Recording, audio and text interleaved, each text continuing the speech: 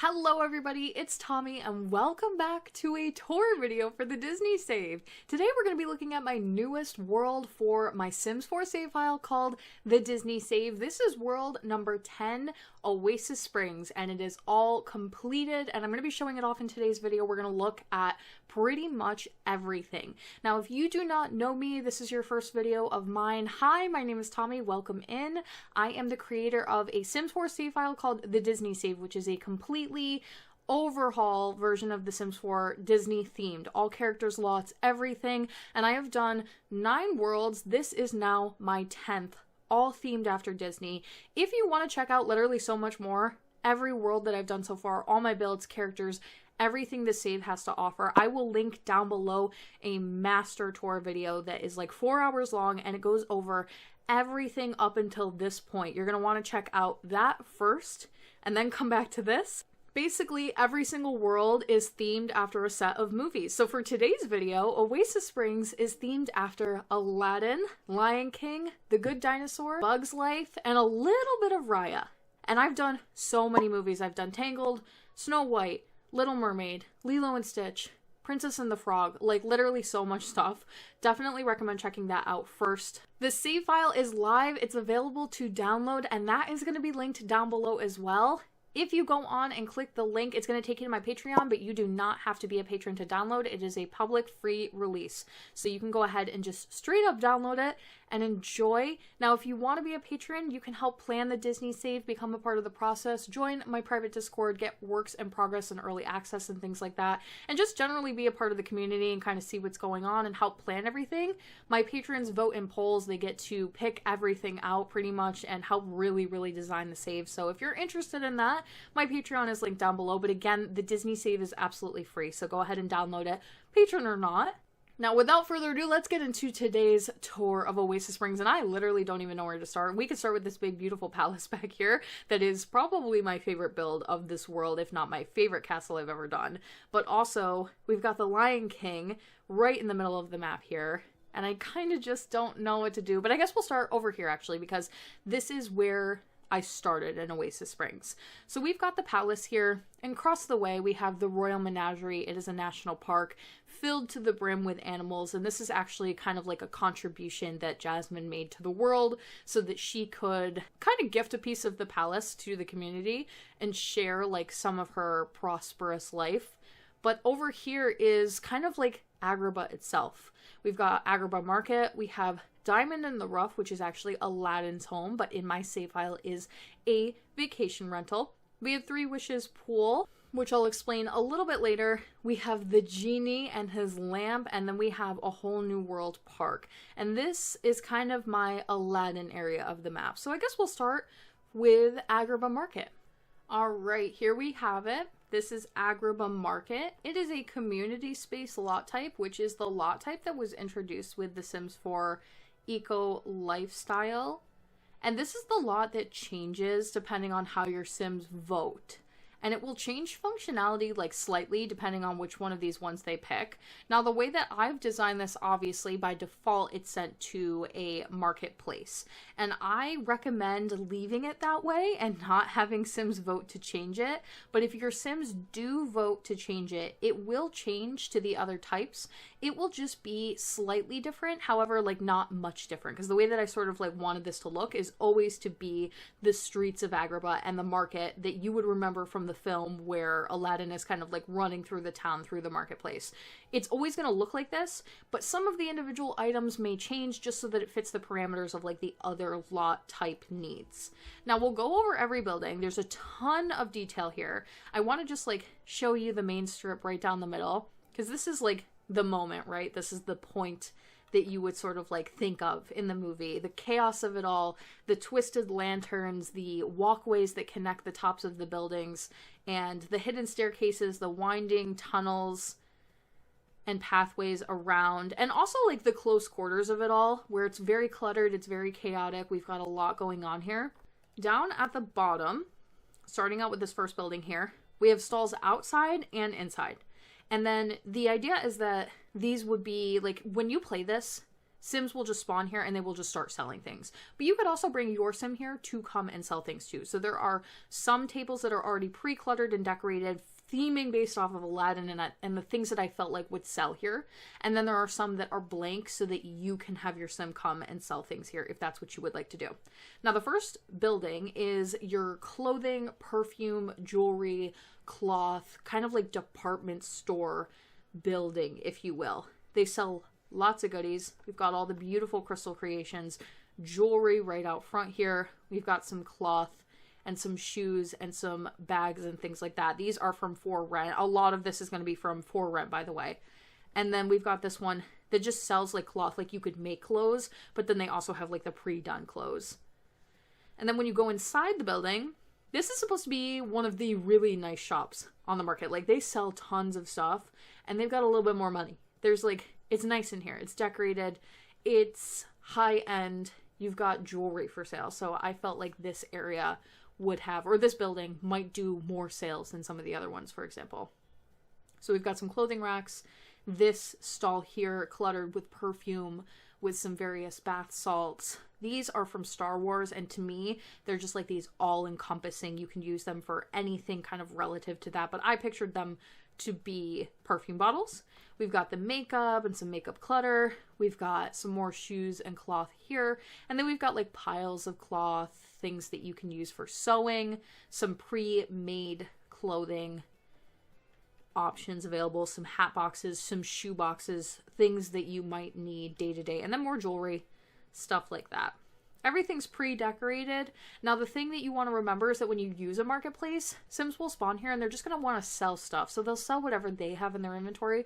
You can't control what they're selling, but it's decorated to look like things that make sense to Aladdin. So I did all that work for you, but it's not going to work perfectly in that regard, if that makes sense. Now, the building across the way sells on the outside here lots of beautiful pottery, planters, vases, and the reason being because they are a florist.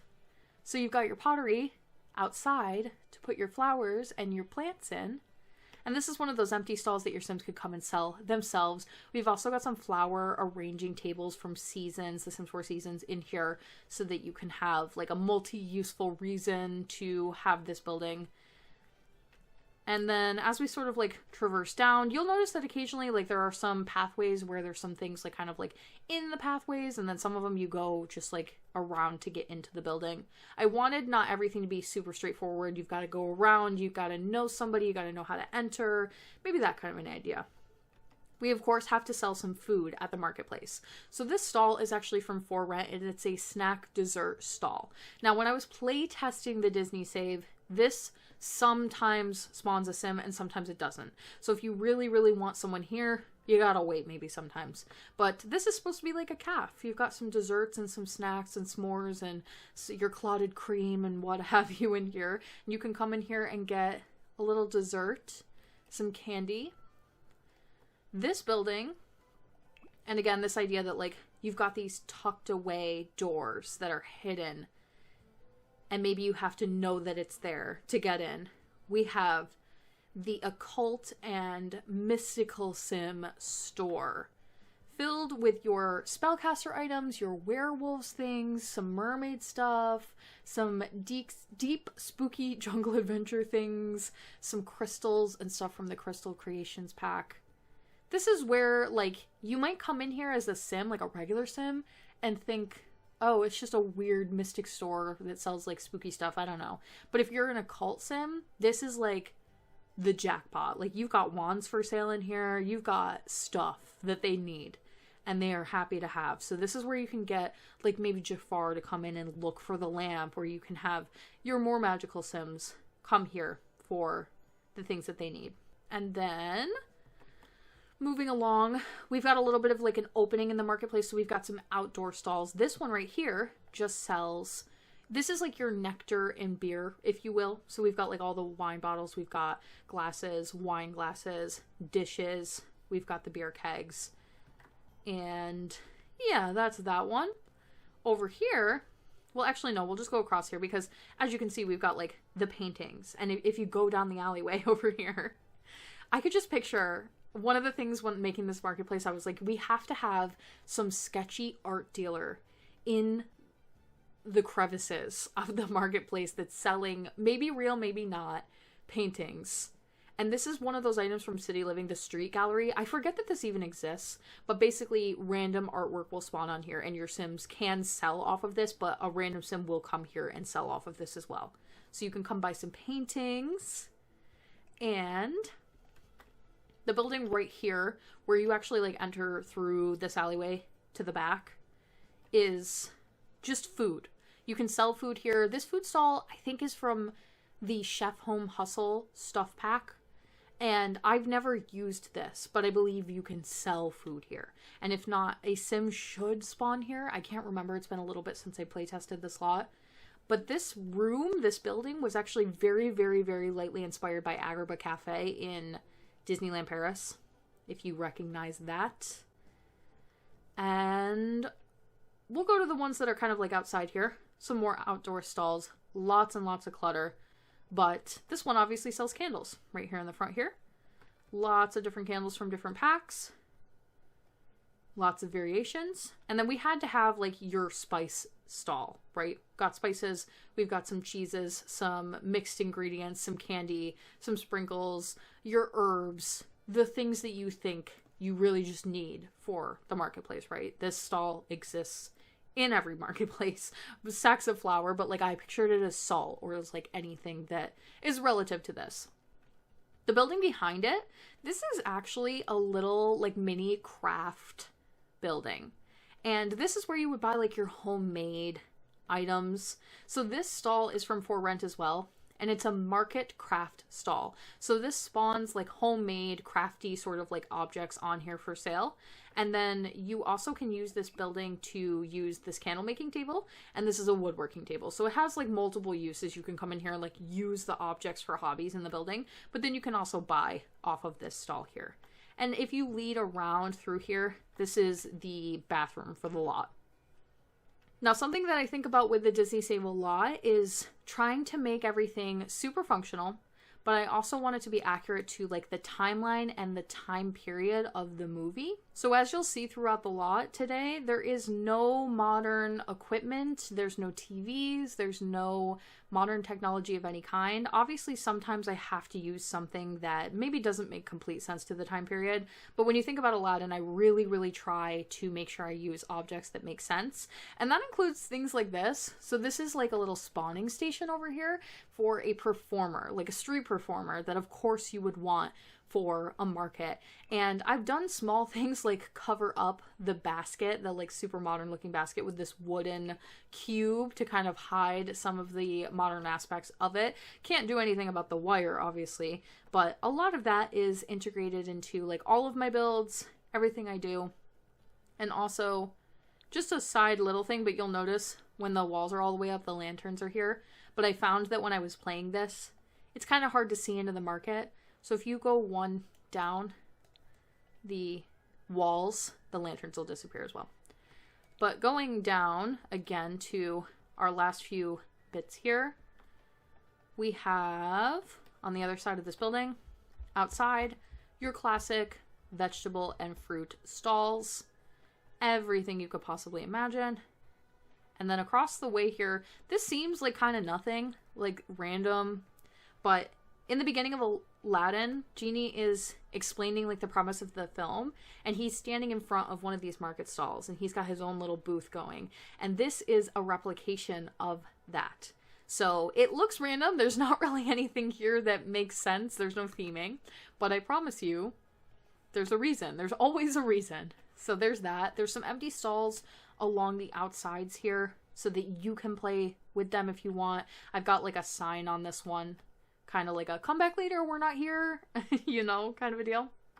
And I think I actually skipped this building back here. I did. So this is one more food themed building, and this is a rice stand. Rice to meet you night market. So this will function to make rice, and the idea of the whole building is you would come in here and get some delicious rice. We've got the baskets in the back that are like pre-filled with the rice, and you can come in here and sit and eat or take your rice to go. Now we'll go over the upstairs of some of these buildings, but I do want to point out that, as you can see, we've got these like walking archways that go across to connect some of these buildings. But the issue is, and again, this is like the playability versus like making things aesthetically pleasing thing that I'm always trying to balance with the Disney Save. You cannot walk on these. Sims cannot walk on these because they are debug objects. They just don't function like that. But I wanted to have them because they're so integral to like how this market is supposed to look, to have these here. So really, some of these upstairs rooms are accessible and then some just are not for various reasons. So if a room is supposed to be accessible, it has stairs like this. And those stairs are usually tucked around into like an alley like this and maybe hidden around the building. But if it doesn't have stairs, the reason is because I thought of some of these spaces as like people's homes. So maybe the person who runs this shop downstairs lives above. However, I don't like when these spaces are accessible because your Sims tend to like use the stuff, and it gets really distracting when you're trying to run this place as like a marketplace, right? So Sims will come up here, they'll want to lounge on the couches and lay on the bed, and they'll want to start a fire, and it causes way too much for what the lot actually is. So I designed them to be people's homes so they're not empty and they don't look ugly, but they don't work. You can't get up here. If you wanted to add your own stairs, make it a little bit more playable, you can do that. I just chose to simplify it by decorating without making these spaces accessible, considering that Sims couldn't live here anyway. So these two are just regular like Sims homes. And then over here, as you can see, we've got the pink, the glowing, the glitter, the clothing, the costume trunks, the lots of seating and mattresses. Now, Aladdin goes through this marketplace in the movie, and he ends up going through a particular building. If you know, you know. That's what these buildings are. If you don't understand what it is, I'm not going to explain it to you.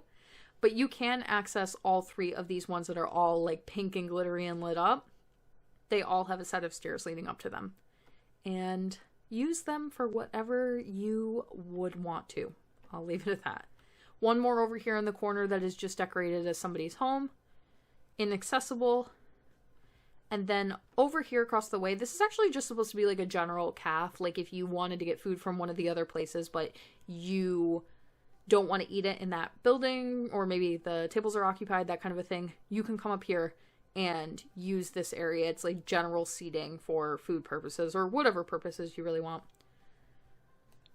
And then, of course, some mild decorating and things on the roofs. The idea is that, like, all of these would be accessible, and even in some of the ones that are decorated as houses, you'll see that a lot of them have ladders leading up to their roof, leading up to this, like, sort of, like, wooden hatchet that you would move to be able to get up to the roof, and there's some seating and things up here. Those don't work, obviously, but it's just, like, those details sometimes that I like to include. I think they're important. And that's the market. That is Agrabah Market. Look at it all at night. I never, ever, ever show this kind of stuff off, so I wanted to remember to just, like, show you guys it all lit up with the lanterns at night. So pretty. So much fun. Alright, let's move on. When we actually go into some of my homes, my residentials, we will do live mode so that you can see everything in live action, but for these community lots, I don't really usually show those off in live mode, so we'll just go into build mode. And next up is Diamond in the Rough.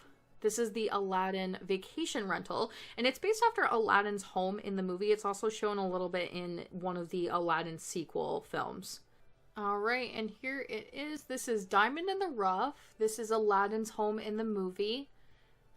It is supposed to be, like, if you think about Agrabah Palace as being the prime of Agrabah, and that's where all the money is, and then you sort of, like, as you get to the back of Agrabah, and you go through the market, and you get to the edges of Agrabah, even deeper in the desert, you would get to these more run-down, abandoned, dilapidated buildings, and Aladdin, as we know, does not really have a home. This is probably somebody's home that he has taken over. It's an abandoned building. You could do a really cool rags to riches with this. You could also do a fixer-upper. It's completely destroyed and broken, and it's meant to be that. You can fix this up. It would be like an absolutely amazing multi-generational family home, but it's also not supposed to be for Aladdin, right? So we have some little details. We've got like the scaffolding here, famous from the film, that he would like knock over when running away from the guards. And the way that you would remember this in the movie is he would come from the tops of other buildings to get to this. So you have seen it kind of like from this point, the top of another building up, and then he lives in this upper portion here. But I had to make the rest of the building for obvious reasons. This front one that connects over is just completely broken, abandoned, cracks in the wall, broken windows. Tried to make it look as tragic as possible. Somebody's home, definitely formerly.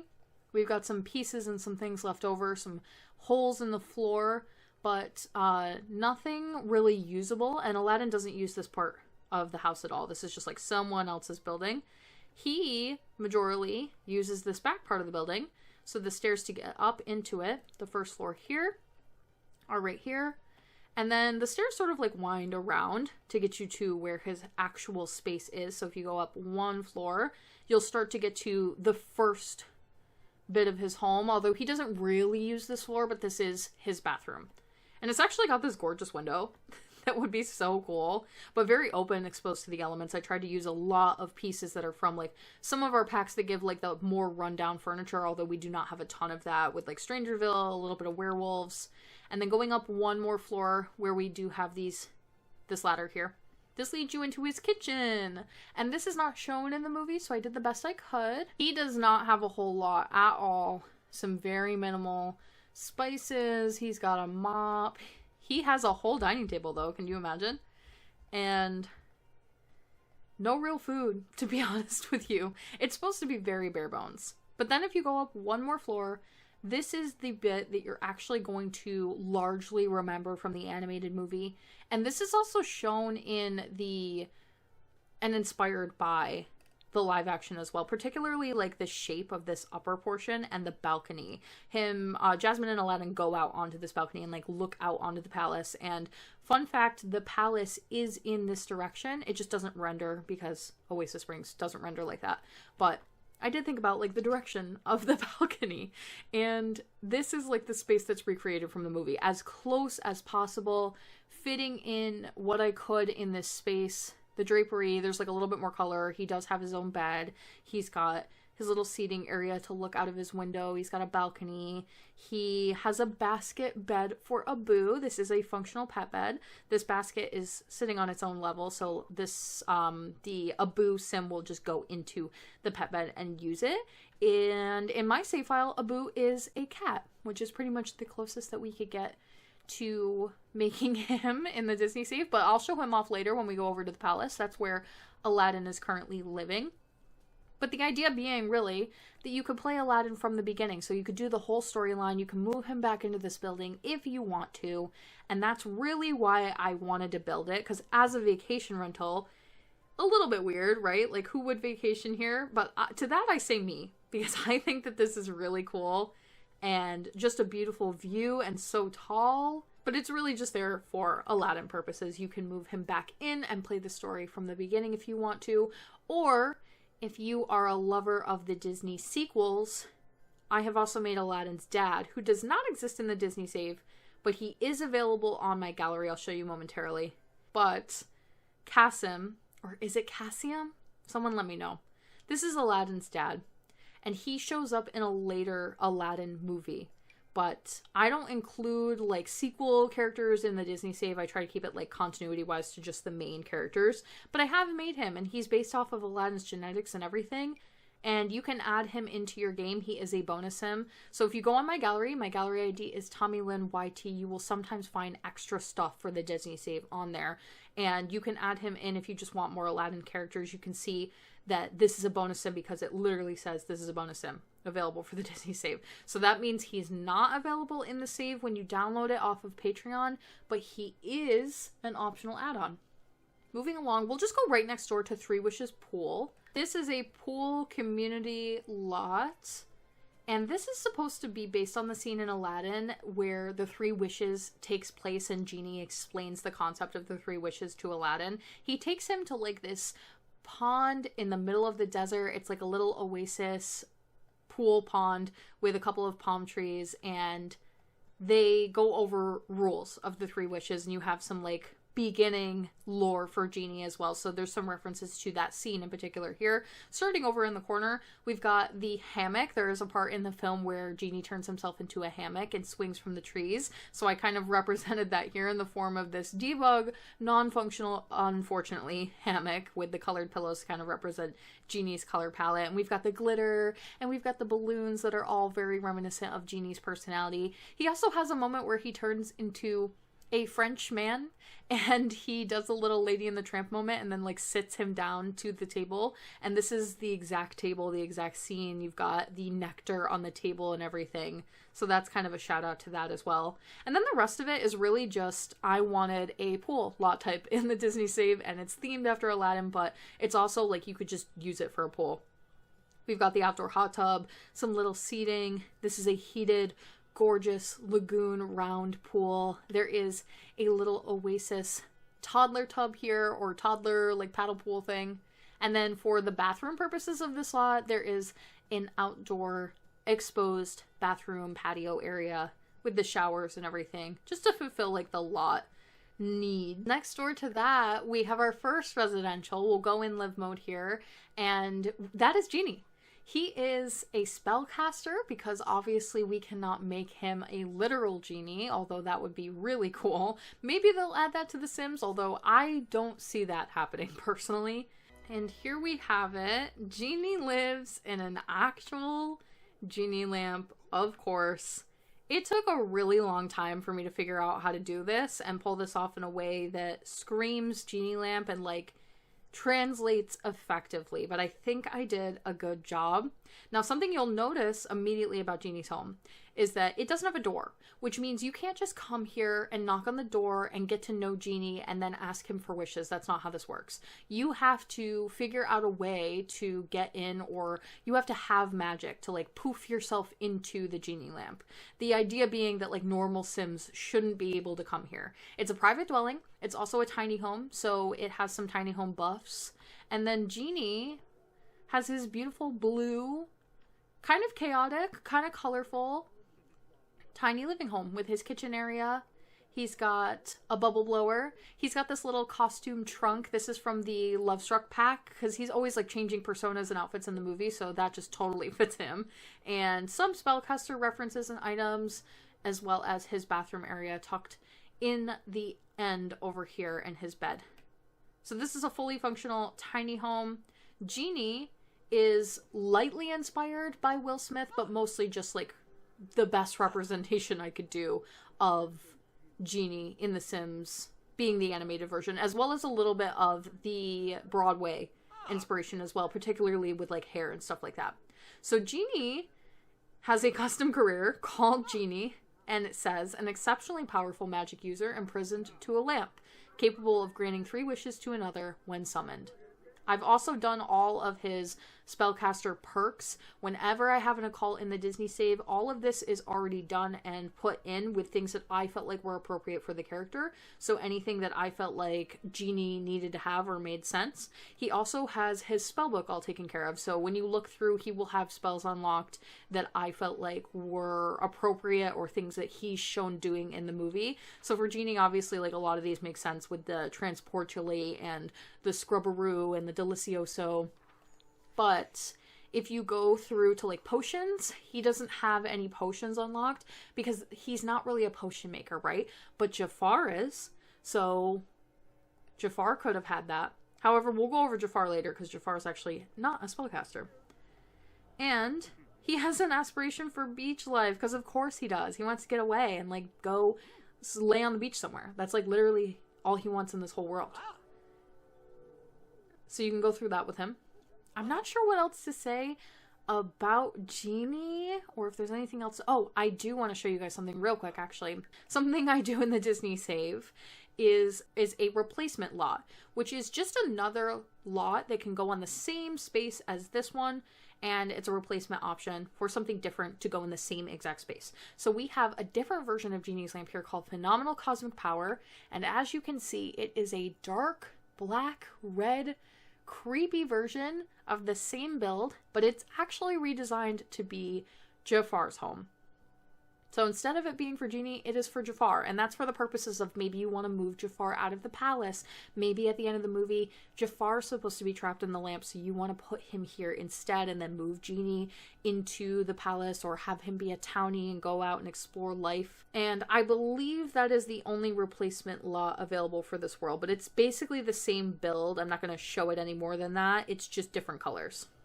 Moving along to, let's go check out our next residential. Actually, before we leave this neighborhood over here, the Bedrock Strait area of the map, we would want to look at A Whole New World, which is a park that is Aladdin themed. I felt like the Whole New World scene in Aladdin is one of the most important Disney media moments. It's so heavily referenced, it's so famous, and it really needed its moment in the Disney Save. So I designed a whole park based on the scene, based on the magic carpet flying through the sky. We've got like the winding river that they go over. They basically go over like all these different countries and nations, and they start at Agrabah. So this is supposed to be like the entry point, the beginning where they leave Agrabah Palace and they fly over some towers there. There's one that they pass in the movie, and this is directly taken from that. It's a replica of just like a back building from Agrabah. And then they also end up going to Egypt, which is represented here by the glass pyramid. They go to Greece, or over Greece, and we've got some different temples here that we'll go into in a moment to kind of show you what some of the different buildings do. And they also end up in China, where there's some kind of a festival going, and I actually had this lot double as, you could use it as a park, and there's lots of things here to do that are like more park-esque, but it's going to double as a wedding venue, and I'll show you why in a second. It has to do with that building. So back here at Agrabah, this is just like an indoor, escape the heat, beautiful tower with lots of tiles. This is the bathroom as well for the lot. And then this tower over here is a meditation temple. You can come here on this particular item and meditate. Over here in the Greek-inspired building, we've got chess. Makes sense, obviously, strategy, and it's just a beautiful like little replica of something that you would think classically, maybe even with Hercules as well, which I have already done in the save file. It was over in Tartosa, if you're wondering. This one is not accessible, but it's beautiful, and it was shown in the movie, so I just kind of recreated it. We've got an outdoor patio area where you can grill, make some food, some like references to Agrabah as well with the tile work and the elephant statue and the beautiful like fountain. I had to just use it here. In front of our reference to Egypt, we have some swings, and then over here again they end at like this beautiful firework festival thing that's going on in China, and I decided this would be such a great opportunity to use this building as like a dedicated gorgeous wedding venue that utilizes some of that stuff from the wedding pack that's a little bit more of like the Asian inspiration with the bright red and the temple vibes. It's just absolutely beautiful. It's a lot of items that I haven't gotten to use anywhere else, and just a classic wedding venue. So you can go up here and change the lot type to wedding venue all the way down at the bottom here. And then as you can see, it has everything it needs to function as such. So if you wanted it to be a park, it can be. If you want it to be a wedding venue, it can also be. Okay, so we have Aladdin, the giant, gorgeous palace. This is one of my most detailed, colorful, beautiful builds I have ever personally done, in my opinion. And I've done quite a few castles. Arendelle, Elsa's, Ariel's, Eric's, Maleficent's castle, the Brave castle. I'm sure there's a few more. This is my favorite one I've done. It was so much work, and it was worth every single moment. We have our royal family here. We have Princess Jasmine, the Sultan. We have Jafar, Aladdin, and then we also have Raja and Abu, our little royal family. And we are going to go into live mode and check out this gorgeous, gorgeous palace. Here it is, Agrabah Palace. Massive build. Beautiful. So colorful, so bright. So much gold, so many details. I can't wait to show off everything. We're going to put it in live mode. I'm a little scared because you just never know what's going to happen. And I feel like every time I do this, someone lights something on fire. But it's all a part of the game, right? Okay. So I've done a tour video for this as well as a speed build. So there is like a ton to show off here. But if you want more details, you can check both of those out for more. There is a lot to look at. We've got the, what is this called? Throne room that you would remember from the film. we've also got just like so many walkways and corridors and the tiling and the details with like the lanterns and stuff like that. Fountains, little bathroom over here, outdoor sort of patio area. I don't even know what to show you guys off first. I guess I'll just show some of my favorite bits of the build. So here's the dining room. This is actually off of the throne room, and I guess in the movie this would be like where Aladdin's bedroom is. This is where he's staying in the movie. And I redecorated this whole cushion area and everything to be very much based off of those scenes, and you see him in here a few times, but I think that this is more just like a extension of the throne room, living room, den kind of situation. Aladdin lives in Jasmine's room, and I stand by that. And then over here we have a kitchen. I actually had great reference for this because I have a beautiful book called the Disney Castle Collection, or it might be called the Disney Princess Collection. It shows the different palaces and the different castles, and it shows extended artwork. And one of the pictures that it had reference for was Agrabah Palace Kitchen. So I redecorated this room based off of that official artwork, which is really cool. And we have some staff dining. We also have, there's lots of like extra little pillow rooms and things in here. Jasmine has her own upstairs, but I just thought we needed like more loungy spaces. This is definitely the vibe, right? There's a library where you can see Miss Jasmine is having a nap and Aladdin is doing a nothing, as they do. There is a little bubble room off of the library, maybe hidden, if you catch my drift. What else? Okay, we'll go downstairs real quick and into some of the basement levels. So this is supposed to be like staff bedrooms. Now, I didn't do castle staff with this household. I normally do, and I might update at some point later on and add in some castle staff, like Raoul, I think is his name, that you see in the movie, but there would be more of them. But I don't know. I just felt like it wasn't needed this time. You guys let me know what you think on it. And they've got their own bathroom down here, of course. But if you keep going down these like stairs, and these are actually hidden through a little hidden doorway. Like these are doors, but you have to know that they're doors. You would get to Jafar's section of the palace. His bedroom, this grand bedroom. This is all shown in the movie. And he has a raven now. This is supposed to be his Iago, okay? Now, I know I know it's the wrong color. It's the closest we have. But I do think we're going to get one at some point. That makes me think we're going to get more birds. And this is Jafar down here plotting.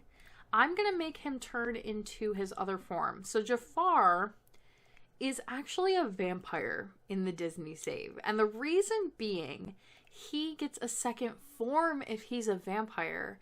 And so we could do his like whole genie form. So I'm going to turn him in to his dark form. Wait till you see this. Literally so cool. It's the red genie form that he turns into in the movie. And that was one of the main reasons that this just had to be done. But also, he doesn't do like a ton of magic. Like, he uses magic items. I don't know. There's a whole argument for it. But you can go to my create a sim of him if you want to see like more details on why that decision was made. So Jafar... I don't know why he's listed as thrifty. I swear I didn't do that. All Sims have everything done. Preferences, traits, likes and dislikes, relationship preferences, milestones. If anything is appropriate and fits in, I will add it. Bad reputation. He's not a famous Sim.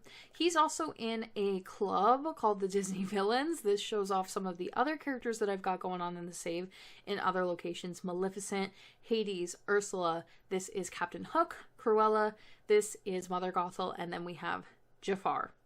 They're in their own little club. How neat is that?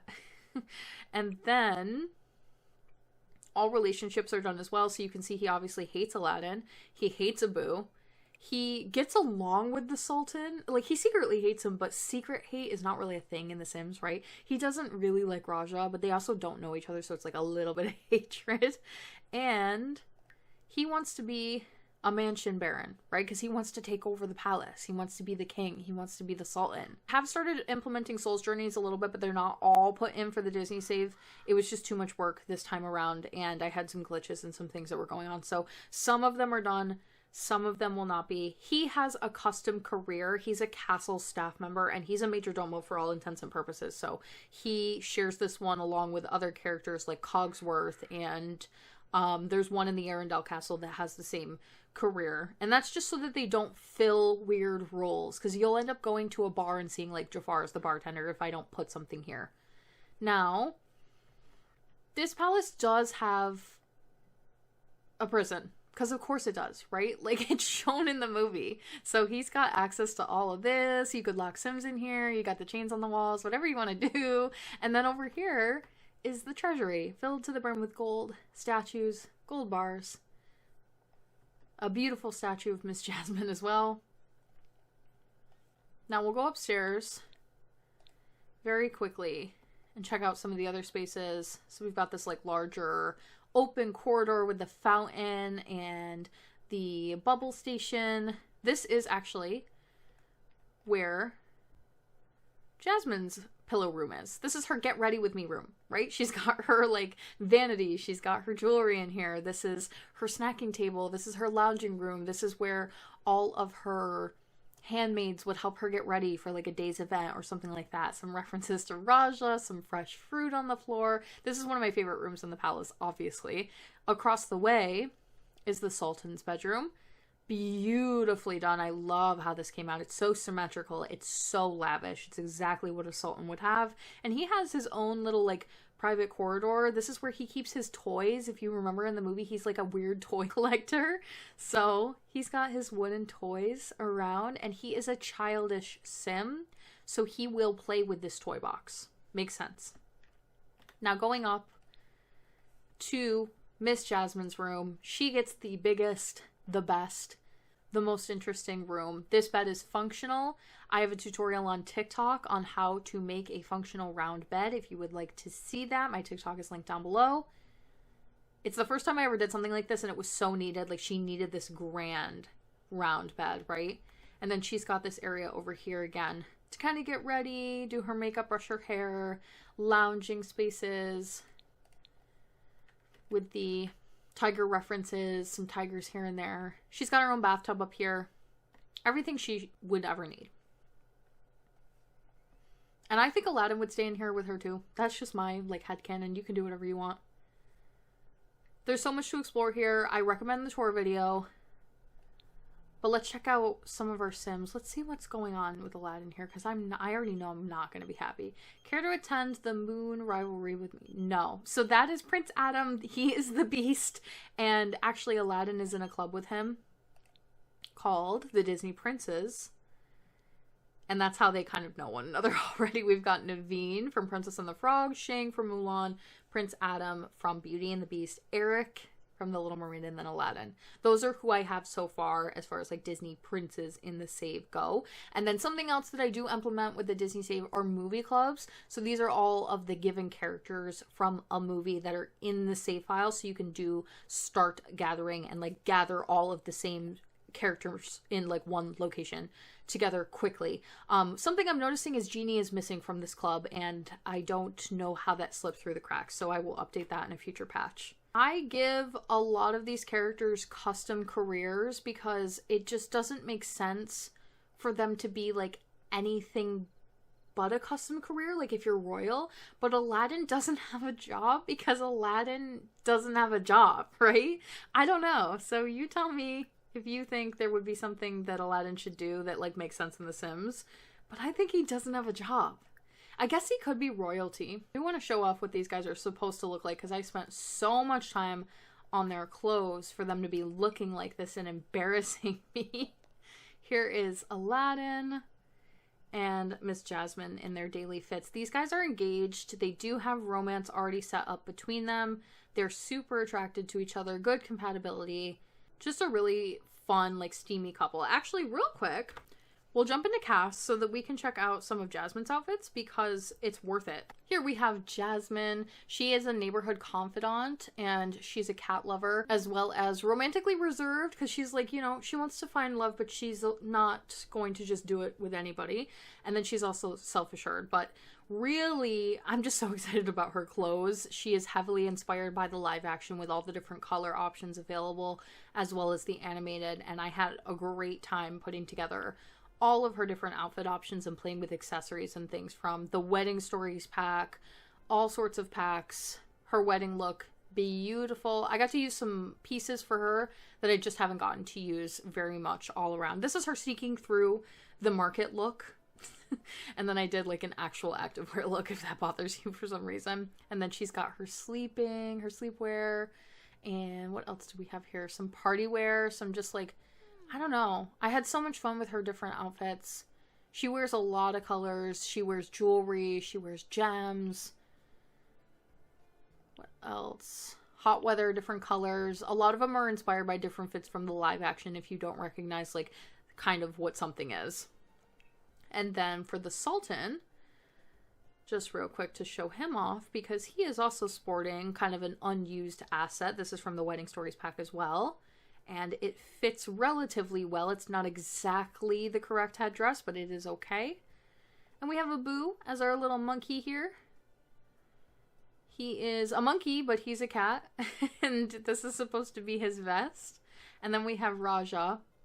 Now, both of these Sims, this monkey and this tiger, are by a creator called the Kehlano. And I reference them a lot because they have been helpful in regards to like me making my Disney save. So I didn't paint this tiger, is what I mean to say. Everything related to the Kehlano will be down below. They have a Tumblr page with some beautiful pets and CC. They also have a YouTube channel. I changed this a little bit and the eye color's different and I did alter it just a tad. But I wanted to give credit where credit is due there. And then just really quickly for Jafar, this is kind of how he looks 99% of the time. And then his dark form, aka his Genie form. Very cool. I could spend so much time here.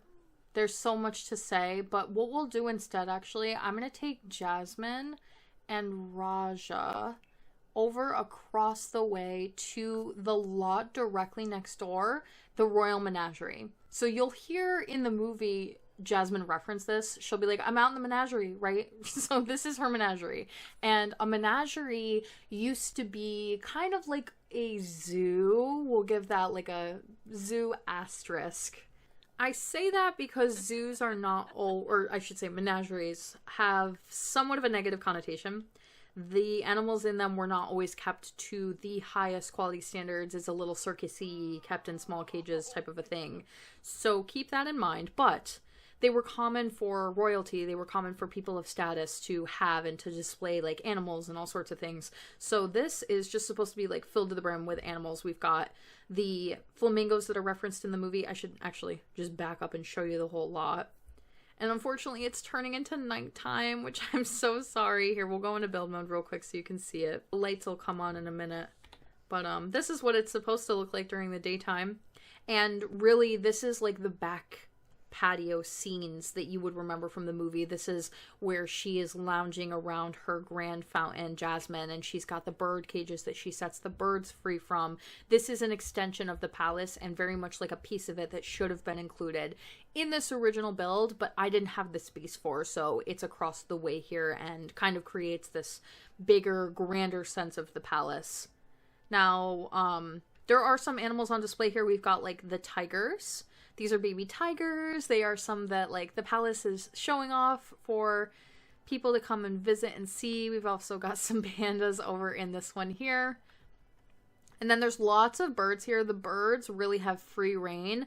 I liked the idea that Jasmine would repurpose this as like a community law, but also she would try to make it so that it was very humane, like more cages where the birds can kind of come and go in and out of the cages, free will. They're not stuck in here. They can come out and explore, but they can also get away from people if they want to. The ponds have like, I don't know, no bars, no cages. The birds that will spawn from these little bird trees in here, that is from the cottage living pack, they are free and open. The doors are open. And even these guys, the two fake statue ones that are not actual animals, are only supposed to be here limited times during the day or limited times during the week. So it's supposed to be very humane.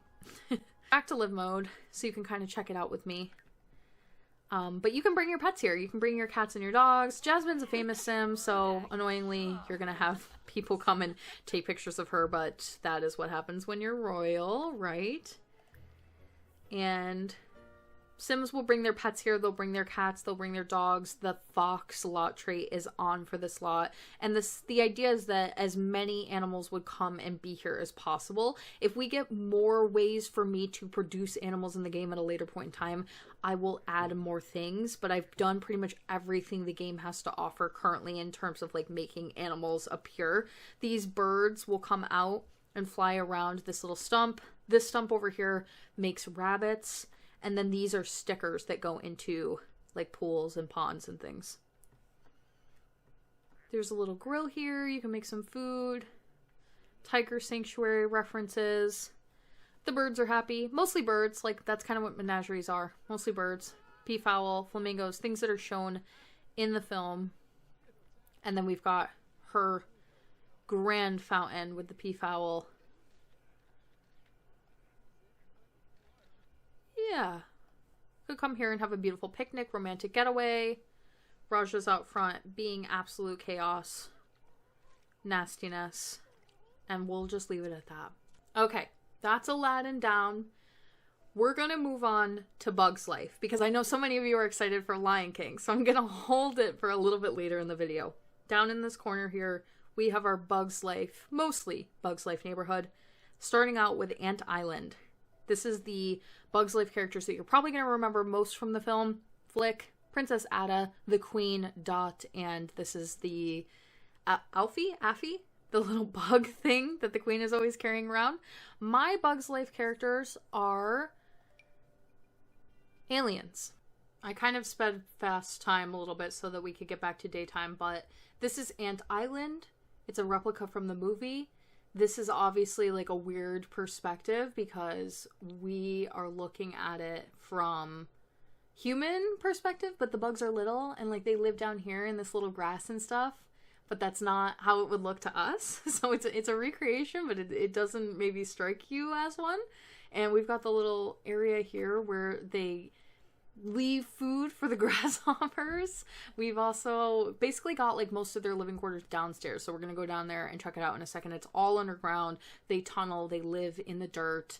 That's the kind of idea that you would have. So we've got like kind of two ways to enter here. We have one over here because that's the main like way down that's shown in the movie. But then Affy, is that what Affy is, this bug dog that I made wherever he is, and he needs stairs to go down, unfortunately, so I had to make a set of stairs that is hidden over here.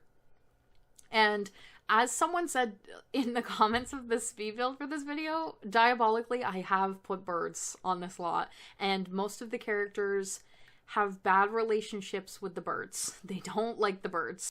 Going down into their house here, it is a twisting, winding tunnel of dugout bedrooms and homes and purposed building or purposed rooms that like have one function.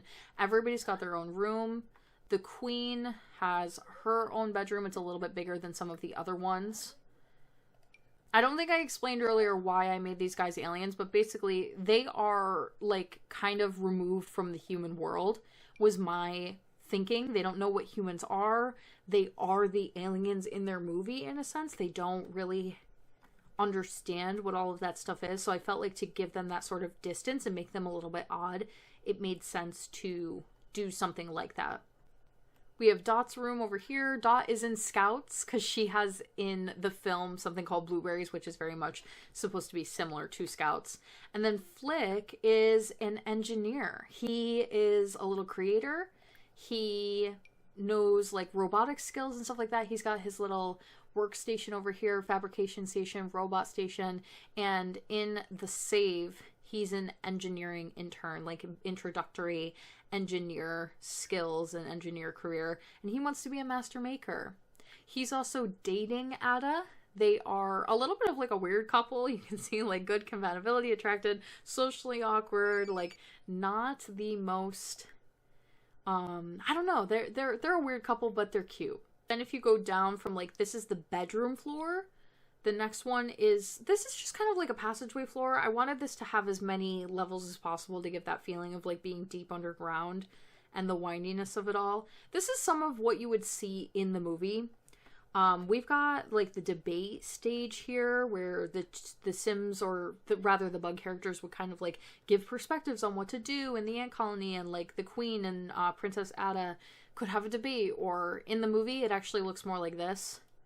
They have like, when they're trying to figure out what to do with Flick after he destroys everything, they do a scene in front of this whole area with the glowy and the mushrooms.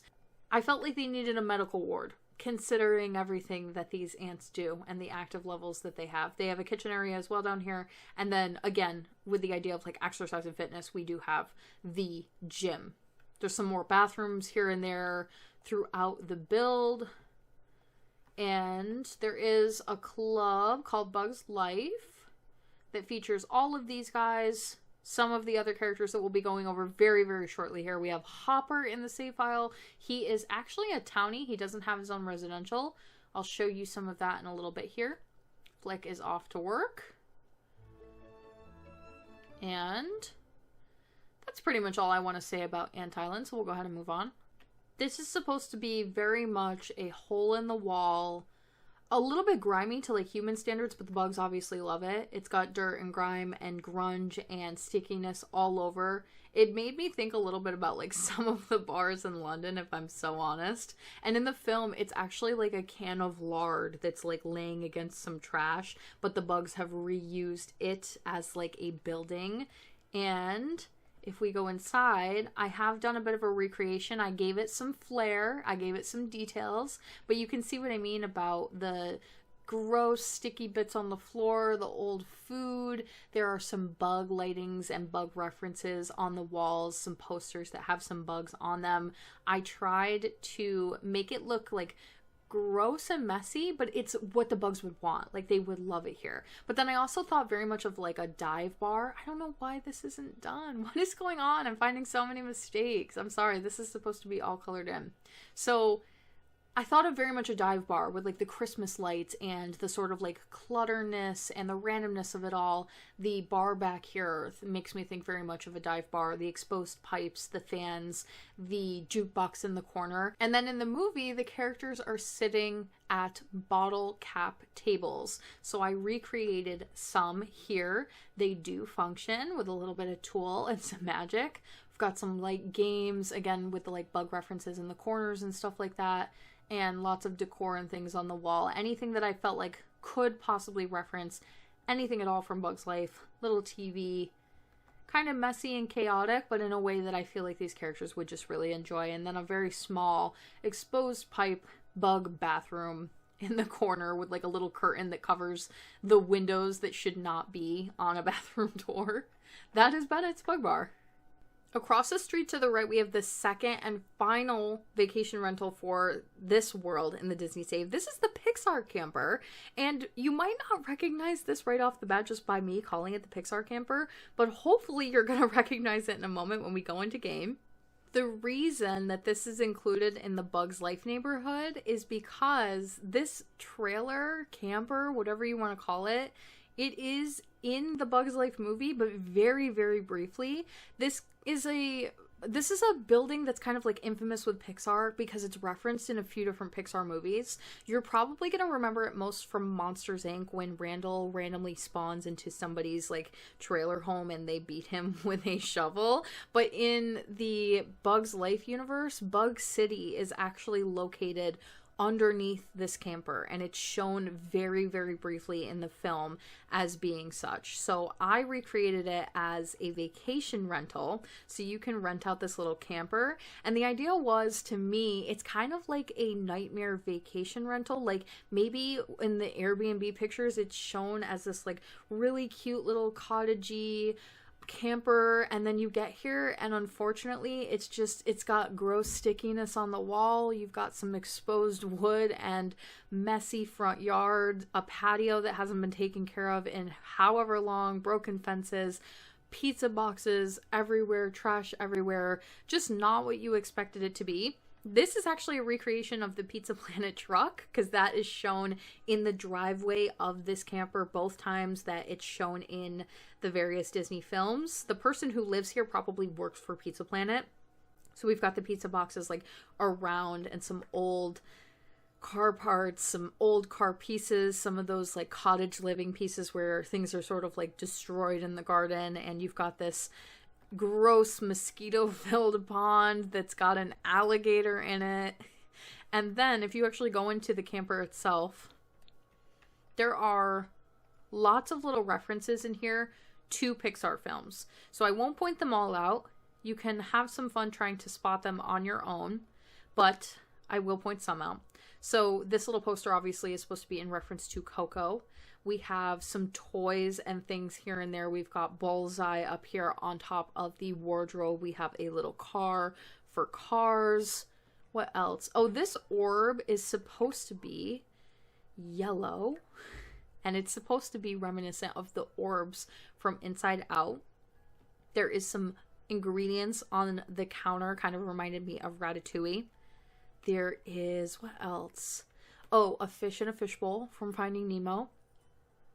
Fish up here for Finding Nemo as well. Some of them, like some of the movies have multiple references, and then some of them it's just maybe one little thing. There's some stuff here on the desk. We've got the city pieces for Bug City, again for Bug's Life. There is a bug in here of some kind. I think a stick bug possibly lives in here. These glasses, I think, are like similar-ish to Carl's from Up. So there's lots of things, like everything was placed with intention. If you watch the speed build, I probably pointed out a lot more of them. And then it's got a bathroom. Everything in here functions. It's tight, but it's like, I don't know, it could be comfy, it could be cute, it could be, there's some like leftover Christmas decorations and things, like they didn't take down the Christmas decor. You know. It's really cute. I have always pictured adding this to the save file, and I was so excited to make it, so I'm glad that it now stands and exists in the save. Okay, shortly, we're going to be moving on to the next household, which is another Bugs Life household, but is the end of our little Bugs Life neighborhood over here. Now, if anything sounds a little bit different now that you're in this part of the video, this is actually a re-recording. So I apologize, but I had some issues with the first version of my Oasis Springs World Tour, and I decided to go ahead and re-record the second half of the video for you guys so that everything can get its due justice. And that's going to include the Bugs Life Bug Circus household, as well as Lion King stuff, and then this neighborhood down here in the corner. So let's get into it. Bug Circus, the final Bugs Life neighborhood today. This is a very mixed bag group of characters. They are all occults, I believe. Some of them are vampires. Most of them are aliens. This little girlie on the end is Gemma Moth, and she is going to be a fairy. Now that we're getting the fairies update, she was always intended to be one, and now that it's confirmed we are getting that call, I will go back in and update her. Obviously, if you currently download the save as is, she will not be a fairy. Just to point out real quick, this is PT Flea over here on the far left. He is supposed to have vampire markings on his face, so he looks a little bit funny right now, but it is a bug in the game right now. There's nothing I can do. Let's check out the Bug Circus household. Now, Bug Circus is all of those additional Bugs Life side characters. They actually become kind of important to the story, but all of those additional non-ant characters. So I will go into cast with these guys a little bit because I'm actually like, I love them. I'm so excited about how some of them turned out, considering that I'm doing bug recreations into characters. But just as a quick overlay here, we have Slim here, Slim Stick. This is Francis the Ladybug. This is Rosie. She is the Black Widow. This is Manny Mantis. He is obviously the praying mantis. Gemma Moth. And then we also have PT Flea downstairs staring at this light on the wall. And Heimlich. They're all here. They are all here with the exception of Tuck and Roll. Those are the two, I think they're millipedes. I can't remember now. It's been a little bit of time. They are the two twin stuntmen. This is actually their back bedroom over here, but we'll go through the whole household. I'll give you guys a good look, a little rundown of everything. Here it is from the top view. This is supposed to be the traveling cart that they actually use as a part of the circus. And I think in the movie they probably would have lived here. But because this lot is so small, and because I wanted to do like all of these themed bedrooms where each of them gets a bug themed bedroom, like specifically based on them, I decided to put all of that underground. So most of the home living quarters is in the ground under the dirt. And this is where a lot of them primarily live. We'll go down there in a moment. But for the aesthetics of it, and for the circus element, when it is shown in the film, you do get to see that they have like these pop-up tents, and they're using these human trash pieces that have been repurposed into little tents for them and things. So I wanted to recreate some of that, as well as the cart. And the cart itself is supposed to be Casey Jr. cookie boxes. And so, like, the theming, obviously, is that the bugs repurpose trash, human trash, as their living quarters or their stuff that they use on, like, a day-to-day basis. Like, obviously, this tent here is some playing cards that are leaning against one another. This over here is their bathroom, and it is supposed to be a tin of mints. That's why I went with all, like, the tooth things on here and a little bit of the candy references. And then, as far as the cookie cart, this is kind of like their living room, kitchen, most of the general area, but PT Flea also lives up here. So we've got a kitchen, kind of boring sort of kitchen, honestly. And then they have all of these showrooms, the little get ready rooms, whatever you would call those, where they can try on outfits, do makeup, prepare for the show, maybe tell a fortune. Obviously, there's nowhere here necessarily to like fully run a circus as a small business the way that I have done over in Willow Creek with the Dumbo Circus lot. But I love doing circus theming. I love the balloons. I love how colorful it is. This back one here is actually PT Flea's bedroom. So this is his desk and his office area, if you will. He's got his bed up above here. And then he's also got some closet spaces, some wardrobes, the costume trunk, so that they can get ready for the show. And downstairs, which you do access through this little tent over here, there is a ladder tucked hidden away, is their actual home. There are 2 bathrooms, maybe? No, there's 1 bathroom down here. And basically how this works is each one of the rooms is for 1 character, or there is 2 that go in, 1 over here, but I'll show that later. And I did a ton of research on each of the bugs and the type of bug that they are and the conditions that they live under in real life, and then tried to recreate a bedroom that I felt like would be pleasing for like what that bug needs, if that makes sense. So this one over here is Heimlich's bedroom. So just going over this section of the household here. This is the clown quarters. This is where all of the clowns of the circus live. Heimlich's bedroom is based on those caterpillar houses that you would buy when you were a kid, that you could keep like a caterpillar inside your home. And so it's all made of glass and very green heavy, lots of things to climb on, lots of sticks, lots of greenery to camouflage and hide around. Heimlich is he's a clown, so he's a little bit of a jokester. He's got the entertainer career jokesmith version, and he's also kind of lazy, if we're so honest. He loves to lay around. He might like to take a bubble bath in his room. He's got the trunk so that he can change costumes for the clown show. And then obviously all the little decor pieces are based on how he physically looks. He's got these big red cheeks on him, so he's got little pops of red in his room. His room ended up being one of my favorites, but they're all very unique. Moving across the hall, this is Francis's room. He's a ladybug. You will see the pops of ladybug references all over his room, obviously. Something I read about ladybugs tend to sleep in piles. That's just what I read. Don't take my word for it. So I felt like these balloons were like piles of ladybugs laying down. And that's sort of how I got that idea. Obviously still under the rocks, under the dirt, very greenery. And then also over here, Slim's bedroom. Sticks, bugs obviously try to hide and camouflage into and underneath leaves. So I hid all of his like seating arrangements and his bed underneath these leaf pieces from, I think this is the debug of Discovery University. And his room is a little bit more simple, plain. We've got the woodworking table over here because obviously stick bug, it's kind of a joke. But not my favorite bedroom, but still totally gets the point across. Moving out of this section, and there is like a little bathroom tucked over here, but it's honestly nothing too special. Moving on down the hall. If you go all the way down here, there is an insect home, just because it's funny, right? And then we have, over here is Rosie's bedroom. Now, Rosie is a black widow. She is a vampire, and she is a good vampire. So she's kind of like the mom figure of the group. She's very sweet. She's very kind, but she has that like goth look to her because obviously she's still a black widow.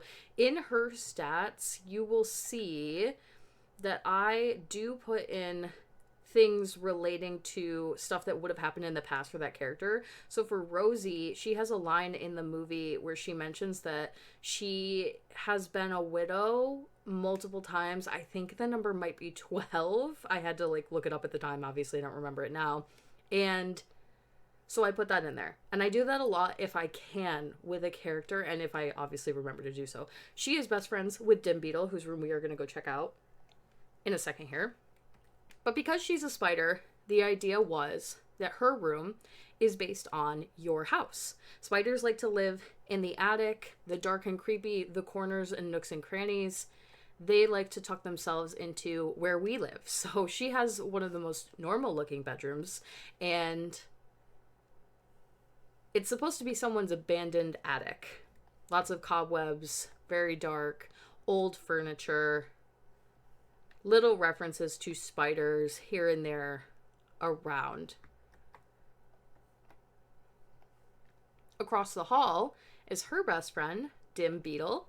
He doesn't have a lot of goals and ambitions. He just goes to work. He doesn't have a ton of friends. He wants to become as big and strong as he looks. So I have some workout gym equipment in his room. He wants to be as tough as he is supposed to be. He is a rhinoceros beetle, so they are obviously known for being very strong, and they like warmth, which is why he has the fireplace in his room. They also like to hide under logs, so we've got like the log seating in here. A little bit more of a simple bedroom, most definitely. I also read that they like fruit, I believe is why that is in here, and his bed is based on his shell. But him and Rosie are best friends. I think they're such a cute little duo. Now over here, another very fun, festive little bedroom. We have the couple of the household. I believe they are married. We'll check when we go into Creative Sim in a moment here. Manny Mantis and Gemma Moth. They are a couple in the movie. And they share a bedroom, but they're sort of like a new aged type of relationship. They are a little hippie. They like tarot. They like spiritual. Gemma cares very much about how she looks. She likes to do her makeup, her hair, get ready. She keeps herself very nicely done, and she likes color. She's a moth, so I thought something that might be funny. This is kind of her side of the bedroom, and this is her bed. Over here is a collection of lanterns, because she collects lanterns, because obviously they would appeal to her, so she's got some of those tucked in her corner.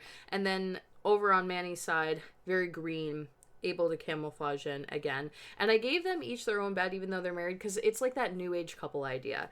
They are a little bit outside of the box. They don't follow any rules. They maybe like their own spaces. They like to have their own areas. Still very, very much in love. Very cute couple, but it's based on that new idea, which isn't really new, but I've seen a lot of couples that are like, yeah, I have a great marriage and we have our own bedrooms. And I think that that's very funny and cool. So their space is sectioned off in that way, and it's very colorful because Gemma Moth, she is very colorful, but also Manny is a little bit different. A lot of the members of the household are in some form of the entertaining career, whether that is because I'm intending them to be a clown or something like that. Like you see Rosie here is in the opening act, and I think Dim is as well, because they are both the opening act for the circus.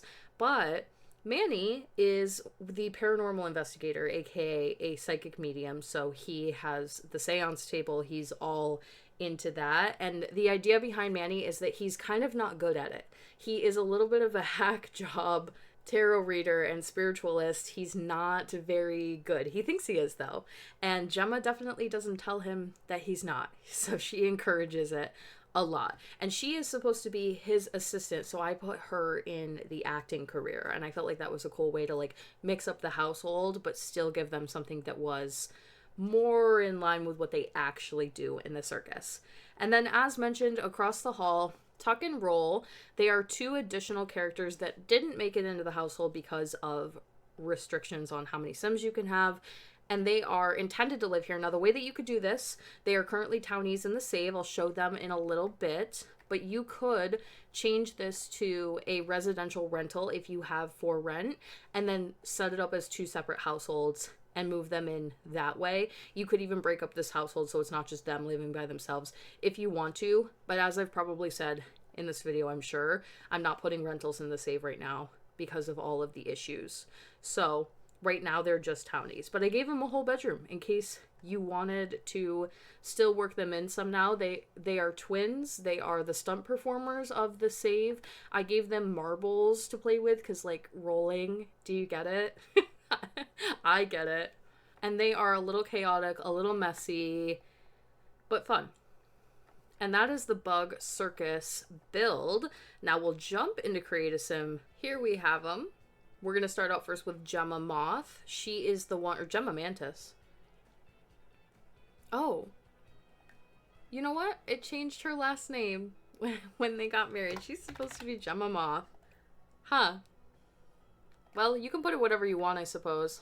They are, yeah, they're married, close, unpredictable. I do put all of these things in with the relationship dynamics as long as it allows, and the family dynamics when I can. She is supposed to be a fairy, so she will be receiving an update very soon here. Probably some new clothes and outfits based on that.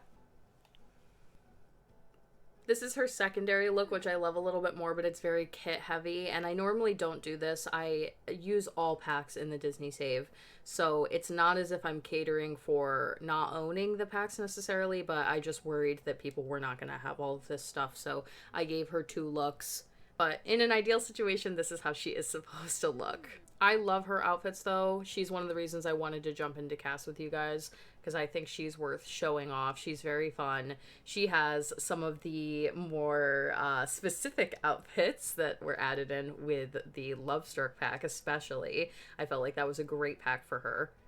And I don't know, she's just so pretty. She's so lovely. She is very sweet, kind, very colorful, a little bit of a collector. She wants the inner peace aspiration. She's a little squeamish. She is high maintenance, and she is outgoing. Moving on to her husband, Manny Mantis. This is how most of his looks are. This is his one uniform. I didn't play as much with his wear just because it's not necessary for him. Like, I feel like that embodies it all, really.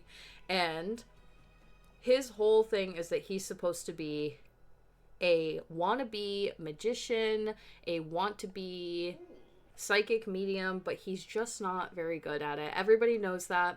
He wants to get into spellcraft and sorcery, and as you can see, he's an alien. Now, something I did that I should point out, whenever I make alien sims and I want their disguise to look the same as their regular form, you can essentially cheat it with MC Command Center.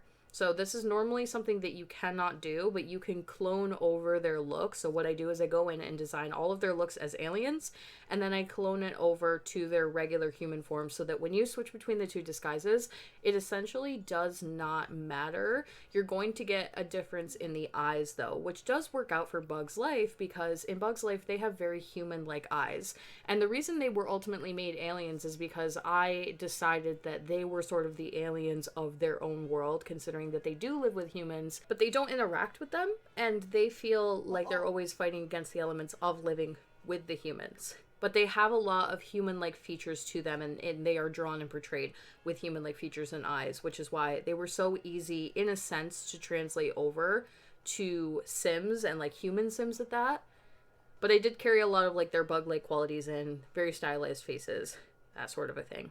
And they all have that if they are an alien, which all of them are, except for Gemma, Rosie, and PT Flea. This is Dim Beetle.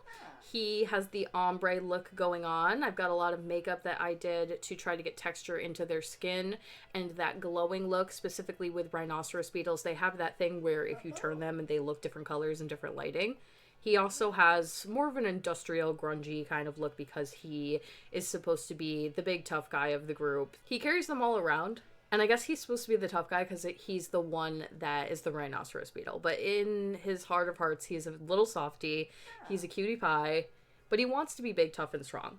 So, cheerful, childish, and clumsy. But he wants to be a bodybuilder. Miss Rosie, Queen of Queens. She is my favorite in this household. I bought the grunge kit just for her, and I recommend you do the same because she's wearing grunge kit like top to bottom, except I think maybe some spooky stuff with her little leggings and things here. I loved how she turned out. She looks just like how she does in the film. She does not have a secondary form because unnecessary. She is a vampire queen all day, every day. She's never hiding it. And she's got pops of red in her look, like the widow symbol that you would find on one in real life. I believe most of her outfits are going to be very similar, but she's definitely got that like gothic glam sort of look. And I love the idea that she is somebody that dresses like this, that you might think is a little spooky and alternative, but when you meet her and when you talk to her, is so like overly bubbly, the mother of the group, very protective, very maybe opposite to what you would think necessarily this type of style is conducive of. And then we have Slim Stick, also an alien. Very simple look here. Very brown, very tall, lanky. His whole thing, he wants to be like a bigger actor. So in the circus, he is obviously just a kind of unnamed, no name, low-level circus performer, but he has a professional background in like more professional acting, and he wants to be a big-time celebrity. He wants to be a star. He would probably want to like leave the circus. He's a little snoopity, uppity, a little rude, polished, that kind of an idea, and then world-famous celebrity for his aspiration. Francis Ladybug. This one was very fun to make. It's a little goofy. His look is inspired by the idea of the shell being like his jacket and then the underside being black of the belly. And Francis is hot-headed. He's a little lazy. He doesn't really even like working or being a part of the circus. He's rude. He says exactly what's on his mind. He wants to be rich and famous, but he obviously is in the circus. So he's trying his best, but obviously he's like not fully there with his goals. And he's a clown. He is one of the clown characters in the circus. Heimlich, caterpillar. One of the more difficult ones to design, but I feel like came out so stunning. He loves food. He loves to eat. Caterpillars eat like a ton of food in order to transition to their next form. I could maybe, and this is just kind of coming into my head, but let me know in the comments down below, make him a fairy also, and have, if they do 2 forms for fairies, because we don't really know that as of me recording this, have his second form be like the butterfly look. That might be something to think about. There wasn't anything super great to link over to him, but he's a freelance botanist, like plants, greenery, and he loves food. He's very clumsy. His outfit is based on a little bit of food, but he's also got the mohawk on the top here that are the ridges that go down his particular type of caterpillar's spine, and the green and yellow heavy look to him, obviously. And then lastly, and again, I just want to mention one more time that PT Flea is not supposed to look like this, but there is an issue in the game right now, and there's nothing I can do about how, like, sort of a normal face he has here. I'll insert a picture now of how he is intended to look, but basically every single time I put that in, the game removes it. So even though I have been putting it back in over and over again, I'm fighting the game at this point, and I'm just leaving it until they fix the bug. He's a vampire, and he's a nasty, disgusting little vampire. Broken shoes, dirty clothes, blood sucker and all. Just the worst of the worst. Actually loves being a vampire, actually loves running a terribly unethical circus and underpaying his employees. He's stinky, he's smelly, he's mean, he is PT Flea. That's our Bug Circus household. I'll let them play for a second. Obviously, you can see that everybody is very late to work, so that's one of the reasons why I'm not turning the households on primarily in the video. I don't know if I actually have in other parts, but just so you guys know, when you download the Disney Save by default, I have some settings that are done a certain way. Let's go into game options. So basically, I am always playtesting the save file, so I have to think about that I can't have like Sims running around doing things all over the place. But you see how they're all standing on the outside of their house there and they're not really doing a whole ton. It's because by default autonomy is set to off. If you change it to full, they will actually like walk around and do normal things. I also have a lot of this stuff in here unchecked because I can't have them just constantly running around doing random stuff, changing the burglars. It's a whole thing. I can't have it. It would cause so many problems when I'm just trying to set up the save file. The neighborhood stories is off. The pack settings, I have a lot of this off. The NPC voting for the eco lifestyle game, the dust system. So go in here and play with these if you're looking for something a little bit more chaotic and lively, because otherwise a lot of the times they're just gonna stand around. So just so you guys know that. But here they are. Hopefully a lot of them are going to go off to work right now. Or we'll send them. Why not? And they're just lovely. They came out so good. I'm very happy with this household. We'll jump out and I will show you just one other thing regarding them.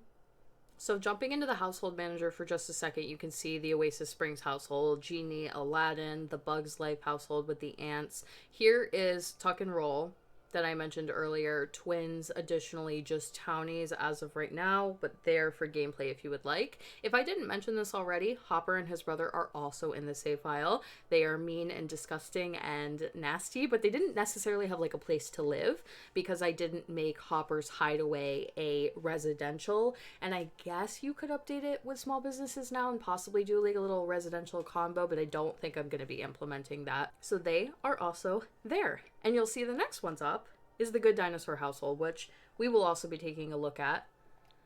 They live in the Bugs Life neighborhood. There were not quite enough ideas to fill out this neighborhood, and this was such a large lot, and there is dinosaur memorabilia in this world. It's also a little bit of a smaller movie. It's not as important. It's not one that highly gets requested when people ask me if it's going into the Disney Save. So I didn't want to do a ton with this, but I knew that it would make at least one really good residential that is a farm. So this is the Good Dinosaur household. Now they're all green, and that might make you think that they're aliens, but they're not. They are all human Sims. Again, the idea being that they are the humans of their world, but I felt like I just had to go for it. Like aesthetically, they're all green and bald, and that helps make them resemble, honestly, a lot better how they're supposed to look in comparison to the movie. And you'll see that Spot is living here. I didn't want to make him a townie. He's a little toddler, and although he should be a townie and a wandering sort of townie like that, I don't think you can make toddler Sims townies without a little bit of glitching, and I don't know if you would ever actually see them walking around the save if you did that, so it made sense to put them in here. Here we have the Good Dinosaur farm. This features an A-frame home, the only in the save file, and it's a huge farm. It is a ton of work. If I were playing this household, I would recommend taking the children out of school and running this that they stay home. And I wish there was some form of like, and maybe there is, correct me if I'm wrong, but I wish there was some form of like homeschooling in the game, because I feel like that would be super ideal for this situation, because this is just like so much to deal with. There is a whole little farming section over here. They grow lettuce, pumpkins, and I believe watermelon. And that was based on what we had available in the game, but in the movie, they also are shown growing pumpkins. Now, they do primarily grow corn in the film, but that's not a choice in the game, so I went with what we obviously had. This pond is functional. You would be able to fish out of it. And then over here is the chicken coop. We have our little chicken coop around the fence. They have a few, and the chickens are already named according to the film as well. And here's the silo, non-functional. This is where they put their paw prints on, their little stamps on when they do something big at the farm, if you're familiar with the film. And Spot, his bedroom is back here, tucked away in the sticks, hidden outside. He is not really technically supposed to be living here, so it's supposed to be like he doesn't live in the den. He doesn't live in the main house. And you'll see why when we go inside. This is very rustic. The idea is that it's more of a den, but I had to do things that actually function in here. So they have to have beds. Like, there's no way for them to sleep on the ground inside necessarily, although they are adding some things with fairies that I've seen. But we don't have like a nest that they can lay in. So I have to put beds down for each of the characters, but I did it as like a co-sleeping, multi-bedroom type of thing. They've got their family portrait on the wall for all of them. Bathroom over here. And kitchen, little bit of a living room fireplace area. This is a challenge household, so it's got like lot challenges. So they have simple living, which says this lot requires ingredients to cook all recipes.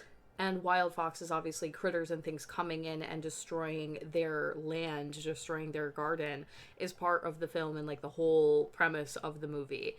And I once had somebody comment and ask me like, oh, the fridge doesn't work on this lot.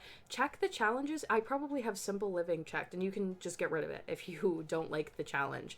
But if you ever go up to the fridge and it's like, yeah, it doesn't work, check the challenges. I bet you that's why. And so this would be a really tough household to run. It's a big farm. It's a ton of work, but I feel like it would be, I don't know, really fun in a sense. As far as the characters today, they're a little bit hard to distinguish between all of them. We have Henry Dinosaur. He is the father of the household. He has a custom career farmer. Owning and managing a farm means working long, sometimes tough days in all kinds of weather. Manage plants, tend to farm animals, and spend time with family more than most jobs will allow. And I believe his wife also the same. And her name is Ida Dinosaur. And then Buck, so technically the three siblings are all the same age, just so that that's clear. But he is, if you will, the quote unquote older, a little bit more brutish, a little bit more true, typical boy behavior, I guess you could say. Libby Dinosaur, the teen, where is she? Girl of the household. And I think these three are all teens, and then obviously the parents are adults. Arlo is our main character. He is uncomfortable from fear of disappointing parents, which, yeah, is one of the things that he has. Fear of disappointing parents. It's like the whole premise of his entire movie, so I added in that for him. I don't like to do fears all the time because I feel like they can be a little bit annoying, but for him, super appropriate, right? And then Spot, that is unrelated to the household, but the family does treat as if he is, because obviously he's a toddler that lives here.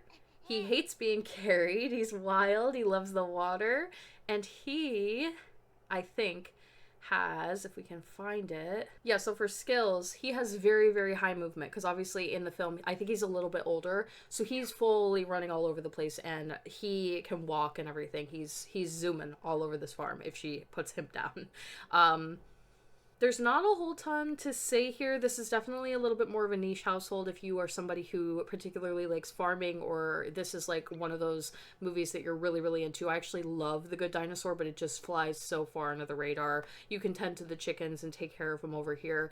Arlo has a bad relationship with most of the chickens, which is portrayed in the film. As you can see here, Anzu, Footless Fran, Henrietta. Baby chickens he's doing a little bit better with. And that's his primary job at the farm, other than, you know, going to school. There's also other little critters around here. We've got some birds. I think there is a rabbit stump possibly tucked away somewhere. And that is The Good Dinosaur. I'm not going to jump into Create a Sim for them. However, I will just point out, if you hate the idea of Spot living with them and you want to play the story in a little bit more of a true way, I did put Spot's Neanderthal family in as townies. I had to make up a lot of the information about them regarding their names and things like that, but they are replicas from the film also, and pretty good ones if I do say so myself. A little bit more of a family dynamic. You could throw him in there and definitely create a different story if you don't want him living with the Good Dinosaur family. All right, it's time for Lion King. This is the big bang of the world, and most of this neighborhood, all of this neighborhood actually, plus this, is going to be Lion King. So a lot of the rest of the video, and then we'll go down to these last three lots over here that ended up being commercial. Now, the Lion King household, the main one here, they are a huge household of royal werewolves. They live at Pride Rock, which is, for all intents and purposes, a castle, but in a obviously very different sort of way. Most of them in this household are going to be werewolves. They have, as you can see here, a secondary form. This is actually Nala in the middle here that is transformed. They are based on the Broadway versions, the Broadway costuming, the Broadway actors that have portrayed them, as far as the human everyday versions of them look, and some of their tattoos and hair and details and accessories. I focused very, very heavy on Broadway's depiction. And then to get more of the animated version in, I made them werewolves. And I made them each have a painted look that is very similar to their fur colors and everything that they're supposed to look like in their film. We'll jump right in. We'll check them out. I'll explain everything with these guys because there is a ton here. Welcome to Pride Rock. This massive build. This is huge in the castle kind of way. Like when you see it, obviously there's a lot here, and I needed this to feel really big and important. It's the center of the map. It's a recreation of something that's so like important in Disney media, that type of a thing. But you'll notice immediately that you can't see any bedrooms. Really, you can't see any modern looking items. It was supposed to be very green, hiding as much as I possibly can. And then when I thought about the Lion King characters, I really wanted to focus on physical activities, hiking, climbing, water-based activities, swimming, saunas, lounging, and laying in the sun. So very outdoorsy. However, the way that this works basically, if you put a floor down, so if you have the floors all the way up to the fourth floor, it's going to hide everything. And then when you put one floor down, you're going to notice that some of the rooms immediately become visible. So at the very top of the cave here is the main den. This is cohabited sleeping. Everybody lays in the den together. And this is, where most of the characters have their bedroom. Over here, the blue bed is Zazu. And then Sarabi is Simba's mother. Simba and Nala in the middle there, king and queen to be. And then over here is Serafina, that is Nala's mother. Now, Timon and Pumbaa do have their own space. They have their own bedroom over here. It's a cave on the bottom floor. There's an insect house outside for them. And they each have their own sleeping area. This is Pumbaa and Timon tucked over here. Obviously, everything here, very natural greenery. There's bugs. There is, especially in like their bedroom, lots of bug references. For the room up here, that is the den, it's attached to this walkway space out here for some lounging, some moon bathing, sitting around the fire. Ideally, this would have went this platform all the way across so that they could walk out to the tip of the platform. But as you'll notice, it's at a bit of an angle, so it's really a mechanics issue. But I did want it to at least be there a little bit. And their room, animal print themed, but I think in the way that like it's the circle of life sort of thing, that the animals would be almost so honored to have their pelts used in the royal chambers. Some workout equipment. These bushes are around the lot for bathroom usage. Do with that what you will. And then over here, you will see there is a hot spring tucked on the top of this cave. This is fully functional and hidden by this rock platform, again, if you have the walls all the way up, but if you put them down, you can see where it is placed. And then below that is, this is a giant gym and bathroom. And then on the other side, if I can get out, this is the kitchen and living room. It's done in a little bit of an Animal Kingdom style with some more actual like rocks and greenery and some of the water coming in from the waterfall and natural log seating, that type of a vibe. But you still have to have those modern pieces. Like, unfortunately, there's nothing I can do about using like a refrigerator and using this stove, this modern looking stove over here. Now, There is a ton to do here. There are so many like little activities, and I felt like I wanted to have water in pretty much every way possible. Please excuse Simba, he's having a fit about the dark. So for example, there's this pond here, and then on this side I did a pool that they love. It's got some bubbles in it. We've got the waterfall going, this jumping platform, and then the sauna up here. We'll let Nala go ahead and get in the hot springs. And there is like this whole area that's the gym. There is this boxing thing over here, this training sparring station.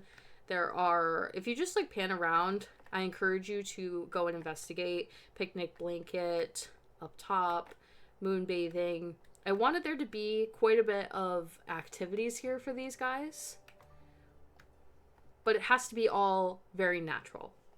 Now, to run through the household, and I will jump into Create a Sim so that I can show you guys like their werewolf forms and everything. Serafina, she is the former queen of the household. She is Simba's mother, and a lot of them on this lot are going to have custom careers. So she is in the royalty career. Royals are tasked with the duties of running an entire kingdom. These are the most high status Sims in all the world. They have the final say in everything for the good of their people or not. This is the same one that I use for all of my Royal Sims across the save file. It's a placeholder. You can put them into something else if you want to. This is just something to keep them from like doing NPC jobs essentially. She is in a little bit of a grief stage, loss of her husband, obviously, and she has this blues grief. Basically means that she likes to be alone. Sometimes she'll go off by herself and just be alone. She's a little bit more quiet and reserved, and I think that that makes a lot of sense for her. Now, over here, Serafina, Nala's mother. Not a ton to say about her. The thing that I really focused on with Serafina, she looks a lot like her daughter. Like, they are spitting images of one another with some pair-overs that I'll show in Create a Sim. She has the custom hunter career. Hunters provide for their friends and family by bringing home fresh food. Without a hunter, the group will likely starve. Their status is highly regarded within their given group. Moving on to Zazu. Completely human of the household, although he's blue, and he is a castle staff, which is something that I frequently use. It's almost like major domo, anything castle related. Rather than giving each one of them individual jobs, this is how I do it. It's just, there's so much that goes into this, so this is like my way of streamlining it, and I think it just makes the most sense to do it this way.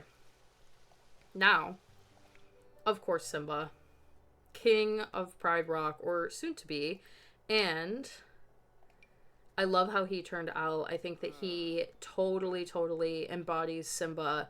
Very muscular, very good looking. He wants to be leader of the pack, and he does have, I don't know why that keeps doing that, oh my goodness. He is in the Lion King movie club, so we've got a lot of these characters here. Rafiki, you will see over here on the far right. We'll be visiting them later on. Most of the characters, I think maybe this might be all of the characters from the Lion King club, and he's obviously going to be the leader of that. And then we also have Nala. I believe they are engaged. We'll check when we go into Create a Sim. Very beautiful, striking image of her mother. She loves the outdoors. She's an outdoors enthusiast. She is also a hunter, just like her mother. Very logical, very smart. And then we have Timon and Pumbaa, who actually are also human, by the way, if I made that mistake earlier. They are the jokesters of the group, but they also have these spa day aspirations, these like inner peace aspirations, because obviously Hakuna Matata, they're trying to bring inner peace to themselves, I guess also to other people in like the mentorship kind of way. And let's see what I did for their castle staff. That's kind of what they become in the film eventually. Pumbaa over here, one of my personal favorites of the household, actually. Very cool how he turned out. I don't think I would be doing them justice if we didn't check them out and Create a Sim. So here we have Simba. He's going to look like this pretty much every day when it comes to the human form. And for their different outfit choices, you have to think about the fact that they are supposed to be like very natural, simple characters. They were hard to dress as it was. But again, I use Broadway for a ton of inspiration, especially for our main characters here, where Simba with the skirt that he has on here, as well as some of his tattoos. He, in the Broadway production, has this big red neck tattoo that I believe is supposed to be sort of a representation of his lion mane, so I wanted to give him something similar there, as well as like my spin on it, giving him the bigger, fuller hair that sort of represents his mane in that regard as well. But when we take a look at their werewolf forms, they are all hand painted after their animated versions. Close up of the face here, if he'll stop howling. Trying to be as accurate as possible with the colors, the lines in the eyes, the shapes of the eyebrows. And I know it's a little goofy, cartoony, and it's definitely like not the intention of werewolves, but at the same time, it's a really cool pair over. It's going to make them a little bit more interesting as well as a royal household. Now the females of the household, well actually we have to just check out Sarabi here for a second, because gorgeous queen that she is, you're kidding. Her outfit is totally inspired by Broadway, especially with this corset piece and everything, and she ended up turning out to be one of my absolute favorites, if you couldn't tell. I put a lot of love into her makeup, her accessories. The girls get a little bit more interesting with the clothing. With guys, it's always a little tough, especially when I'm trying to make these characters that basically just live outdoors. Wants a successful lineage. She is loyal. She is self-assured. She loves the outdoors. I do all of their preferences, all of their turn-ons and turn-offs. Sometimes if I don't do a turn-on or turn-off, it's just because maybe that character doesn't show any like romantic preferences in their given film. And I feel like you can figure out what they would like sometimes, but also sometimes I'll just leave it blank because I feel like maybe I don't want to assume that about the character, but if it's there, I will put it in. Nala and her mother also to show off, and look at her abs. Like, these are fit people, okay? Rest assured, great shape, loves the outdoors. This is her everyday wear. I love this outfit on her.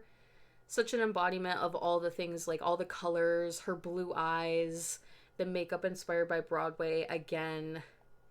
And I really wanted to play with the accessories here. I felt like it gave princess to be. And with Serafina, she is wearing a head crown.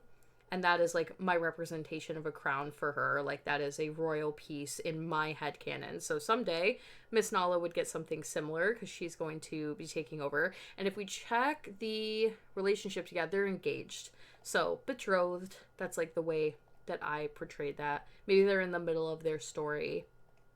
Secondary outfit for Nala, something a little bit more just in the cream colors and the look of her animated version, and some of her other outfits. She has pops of blue in her Broadway look, and also I felt like if I could pull another color in because her eye color, then I would do that with blue. And to check out her beast form, this is what most of the female werewolves in this household are going to look like. Variations of this, similar, like the way that it's laid out, because they don't have the mane. And her mother, switching over to Serafina, almost identical. Like, it's going to be even hard to tell when they're in werewolf form, to be honest with you. The way that you can tell is that she's got green eyes. The thing that's cool about Serafina and Nala, they have a super close bond. They're a great mother-daughter duo, and you will notice that Nala's wearing like a lot of the same jewelry as Serafina, but maybe in a slightly different color, or it's almost like Serafina is passing her jewelry down to her daughter. They have a similar style. They have a similar hair, where Nala's is up in the two little buns and Serafina's is down. So they are twins, like sistery twins in that kind of a way, inseparable, very good communicators, very healthy relationship. And then our humans of the household, Timon and Pumbaa and Zazu. Timon is mostly just inspired by the animated version because I think in the Broadway production, he is a puppet, so it was like tough to translate that. This is his dancing, singing version, if you know the reference for that point in the movie. And a lot of what he's wearing is going to be very similar to that first outfit, to be honest with you, because I felt like this really hit the nail. Well, not that. This really hit the nail on the head for what I was trying to pull off here. This was successful. And it just, like, when you see him, I want it to be recognizable. So I feel like that really does it. Pumbaa, same thing. They are obviously best friends also in their like character stats. I love Pumbaa. I love the way that he turned out. I looked at a ton of character artwork inspiration of people humanizing these characters to try to get some good ideas of what people felt like was, you know, a good depiction of them. And then Zazu, the major domo of the household, if you will. He is nosy, but he is loyal. And he's wearing the same thing that Manny Mantis wears, and I think this comes from one of the kits, but in the blue version. And he is also a puppet in the Broadway production. However, there is somebody that is like readily standing near him that also has all of their makeup and everything done up. And I based his makeup off of that person's makeup in the production. So that's how we have most of his actual look here versus Timon and Pumbaa. And I think he wears this like primarily all the time. Athletic is always tough. I always like kind of jump over the athletic looks because it's tough, right? Swimwear, absolutely crazy, very funny. Sometimes I go a little funky with it. It's funny. And there we have the Lion King household. I feel like there's so much to say, but at the same time, you get it. And I do want to mention, you might have noticed earlier, because he was actually on the lot earlier, if anyone knows how to fix him constantly getting scared, please let me know. I think I'm going to have to give him the brave tree because I don't know why that is happening. You might have noticed that Mufasa is included in the save file, and I decided to make him a ghost sim because I felt like there were points in the story where Simba goes to like his spirit for knowledge, or Rafiki goes to his spirit for knowledge. And so in that way, he can be sort of like depicted as a ghost versus just simply like not alive. So he's in the save, he's a townie. Obviously he can't live here because I think we're at the household limit, but even if we weren't at the household limit, it doesn't make sense for him to physically be here. Like, they have to feel his loss. And he is royal. He's a townie. He's got all of his things put in. He was the former spouse of Sarabi. And I believe also Sarabi should have, experienced the death of, like, she's a widow. So all of those things are put in. And you might be wondering, where is Scar? And I will explain. So Scar and the hyenas actually don't exist in the game as of right now. They didn't fit in this neighborhood for several reasons, and they're going to be going in a different world that I've already designated the space of, or if we get another world that is better, I will eventually put Scar plus some additional characters in that world. So this is a little bit of a tangled Flynn Rider situation where, for example, I already have Rapunzel and Mother Gothel in the Disney save, but I don't have Flynn Rider. They're getting split up for various reasons, so Scar currently not available. However, if you go to my gallery, I do have, as a bonus, some Lion King 2 characters. This is Kovu and Kiara. They are both werewolves. They are built off of the genetics of Nala and Simba. They are absolutely stunning little couple. I think that they're just like kind of dating. I don't believe that they're engaged or anything like that. And they are just some additional characters that you can throw in. So they don't come with the Disney save, but if you go on my gallery, just some bonus characters for you to throw in if you wanted more storylines and just more things to do. But we did skip a different character, Rafiki. So I'll jump over to Rafiki's house next. Rafiki lives in this treehouse. This is a very traditional treehouse build over here. Solo sim. And there's a lot to say, so let's just go right in. This is Rafiki's treehouse. It is shown in the film, so it is a film recreation. And I believe this is called a baobab tree. These massive, like, huge trunked trees that the character actually lives at the top of, but obviously I've had to retrofit into a treehouse of some kind. And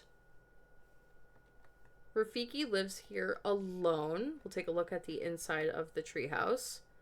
The floor plan is basically, think studio apartment with references to greenery, lots of stuff hanging from the ceiling, the vines, the bottles. Rafiki is a little bit more of a spiritual character. They are a shaman, and so they might be into some meditation, some tarot reading, very in touch with nature. There are some depictions of this story that have Rafiki basically being one with the tree, and the tree sort of helps them along in connecting to nature and being as spiritual as they are. There are some scenes in the film where Rafiki is like painting on the walls of the treehouse, so I put a mural in here that is functional. I know it's a little low, but it does work. And this is their studio. Didn't want to put too much in, but at the same time, I don't want it to feel super plain. And that is access through the back. You climb up through the ladder here. And I wanted some other things for them to do here, so I gave them a hot tub, as well as a picnic blanket, and then they've got an outdoor bathing area. Now, Rafiki, you might know right away, and I highly, highly recommend, if you want to know more about this, my create a sim video / the build for this treehouse with Rafiki here. They are based off of the actress that portrayed Rafiki on Broadway specifically. And there was a whole list of reasons why I did that versus just actually doing a Rafiki recreation. But I wanted to honor Broadway's portrayal of her specifically, especially with the costuming and the people that have played Rafiki. Rafiki is typically played by a woman. So the person that I'm basing this character design off of is a woman, but I've been basically using like they them pronouns for them. A custom career, the shaman, a spiritual healer who works as an intermediary between the spiritual world and the physical world. They have one of the aspirations of like Zen Guru, one of those ones from I think Spa Day. And they obviously know everybody in the Lion King household. You will see them over there pretty frequently. Lots and lots of additional traits, and I do this as a way to make like a sim a little bit more important and significant, because I think that Rafiki is really, really important to the storyline of Lion King. So you can see over here there's lots of additional things. Werewolf ally you have to have in order for everything to function and Sims to not get angry, but I do put lots of stuff like that in for these types of characters. And that might be it to say about Rafiki, but I think that I will take them to some of our other lots in this neighborhood. As you can see around the neighborhood, the other Lion King themed lots, and they are all community based. So rather than just jumping into build mode, we'll do some live play, and we'll have Rafiki actually be the one to go over to the other lots. So next up is going to be, I'm not going to take anyone with me just for simplicity, their lot that's right across the way here. This is called Feel the Love Tonight Spa.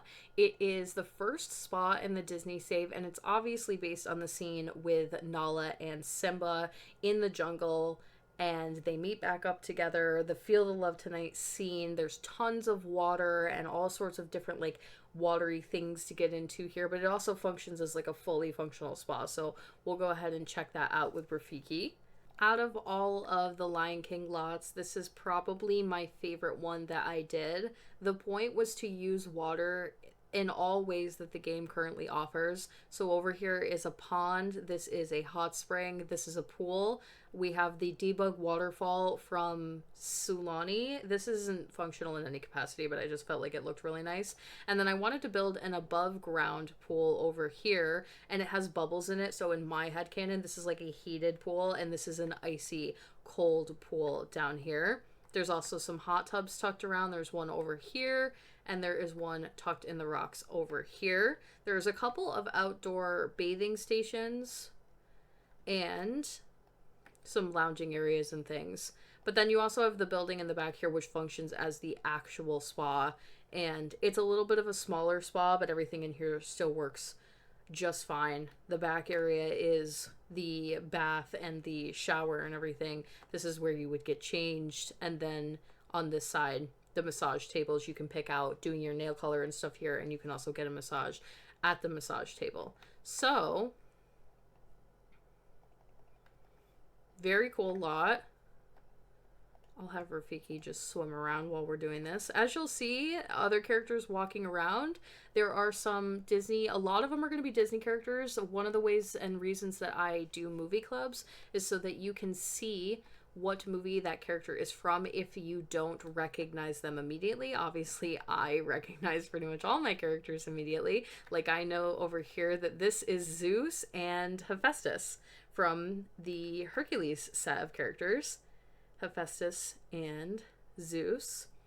Now, Zeus is in the Hercules Club because he's one of the main characters, but all the Greek gods don't fit in the household, so they unfortunately don't get marked. And then these are, I think all of these are in-game Sims, except for this one. No, these two are both my Disney Sims. So this is Shi Fu Hung. He is from Mulan. He's like the advisor to the king. And then this is Joshua Sweet from Atlantis. And I think, actually, this might be an Atlantis character too. Yeah, Helga Sinclair. See how it says Atlantis above them? That's why we do the movie clubs. So that if you're not sure, that should be there for most characters in the save file if they fit in a movie club. Now, the plan is ultimately, I'm going to be deleting every character that isn't a Disney character. So as it is right now, you will see random ones walking around and getting generated by the game. But ultimately, I would like to make it so that that's not the case. We're going to have all Disney characters everywhere in the save. Even the NPC roles, I have plans to like fill everything so that we eventually get to the point of just Disney save characters. Look how beautiful this spa turned out. I love it here. It's very natural. There are little references to the actual scene, like these rocks over here are some of the rocks that they jump across, and they go across this one particular log that's like right near the waterfall, so I put that here as well. I had to do this natural looking hut in the back because of like the mechanics of a spa, but I felt like it really camouflaged in very well. And the pool back here, I love this. I don't get an opportunity to do like above ground pools very often, and you access it through this ladder over here, climb up over the top to the round pool. And I feel like with all the rocks and stuff here, the way that it looks, you might think that this doesn't function, but I've play tested this a lot, so everything should be good. And if you guys are ever playing with the Disney save and you find that something is not working, like a pathing issue, for example, number one, please let me know in my Discords. Please just ping me and say I was on this lot and I couldn't get to this so that I can fix it in the future. But also important to just remember that every time The Sims puts out a patch or an update, there is a potential for lots to change like pathing things. And so I find a lot of the times that I put things out that they work, and then when the game updates, even for like little tiny patches, unfortunately it'll just change something just enough that it causes an issue. So maybe just play with it just a tad, but definitely let me know. I'm always adjusting, tweaking, and trying to fix everything so that everything always works. All right, let's move on. Different community lot. Same neighborhood. Still gonna be just us though. Next up, the watering hole. Back here tucked in the corner. This is a nightclub. It's the hottest spot in town. It's a party place. There is the idea of like a watering hole where all animals congregate and is so pivotal to life, and where like life just happens. And it came up in one of my patron discords, I believe, that it would just make such a great theming for a nightclub. I can't even remember if it was my idea or a patron's. And so I wanted to make this very outdoorsy, water focused, popping, animal based nightclub. And that's what we have here. It's a very unique lot. It's mostly outdoors. Here it is, the watering hole. This lively little, like, I just love the water spraying all over the place. I love the animals. I wanted to basically, if there was animals from the Lion King that I could represent in this sort of form, like at the watering hole, then I could. So I wanted to do these little pieces. I think this might even be like kind of newer from Lovestruck with the hippos. As soon as I saw them, I knew they were going here. And there's birds, there's flamingos, there's some of the peafowl, there are giraffes around. Eventually, if I could get some African elephant representation here as well, that would be really cool, but there aren't a lot of pieces for things like that in the game right now. But I'm always looking, I'm always updating the save file. I will always come back and throw in little pieces. And you'll see at the back here, there is a cave. This is the indoor section of the watering hole. It has some light nods to Pride Rock and like the shapes of the cave and whatnot. And when you go in, very natural looking cave idea, but it still has all the things that you need for the nightclub. So this is the bar area back here. There is some seating here. You can see that's it's lighting up the dance floor hidden underneath this animal skin carpet, and there is some seating in here as well. The idea really is that you would be outside, though. To be honest with you, most of the nightclub, you should go outside. That's where the party's at. However, I felt like weather could potentially be an issue, so obviously I didn't want to make sure that that was a problem. And lots of characters showing up today. Captain Hook. I just saw Ursula tucked away over here. This is Alana. She is one of Triton's daughters. This is Lillian Disney.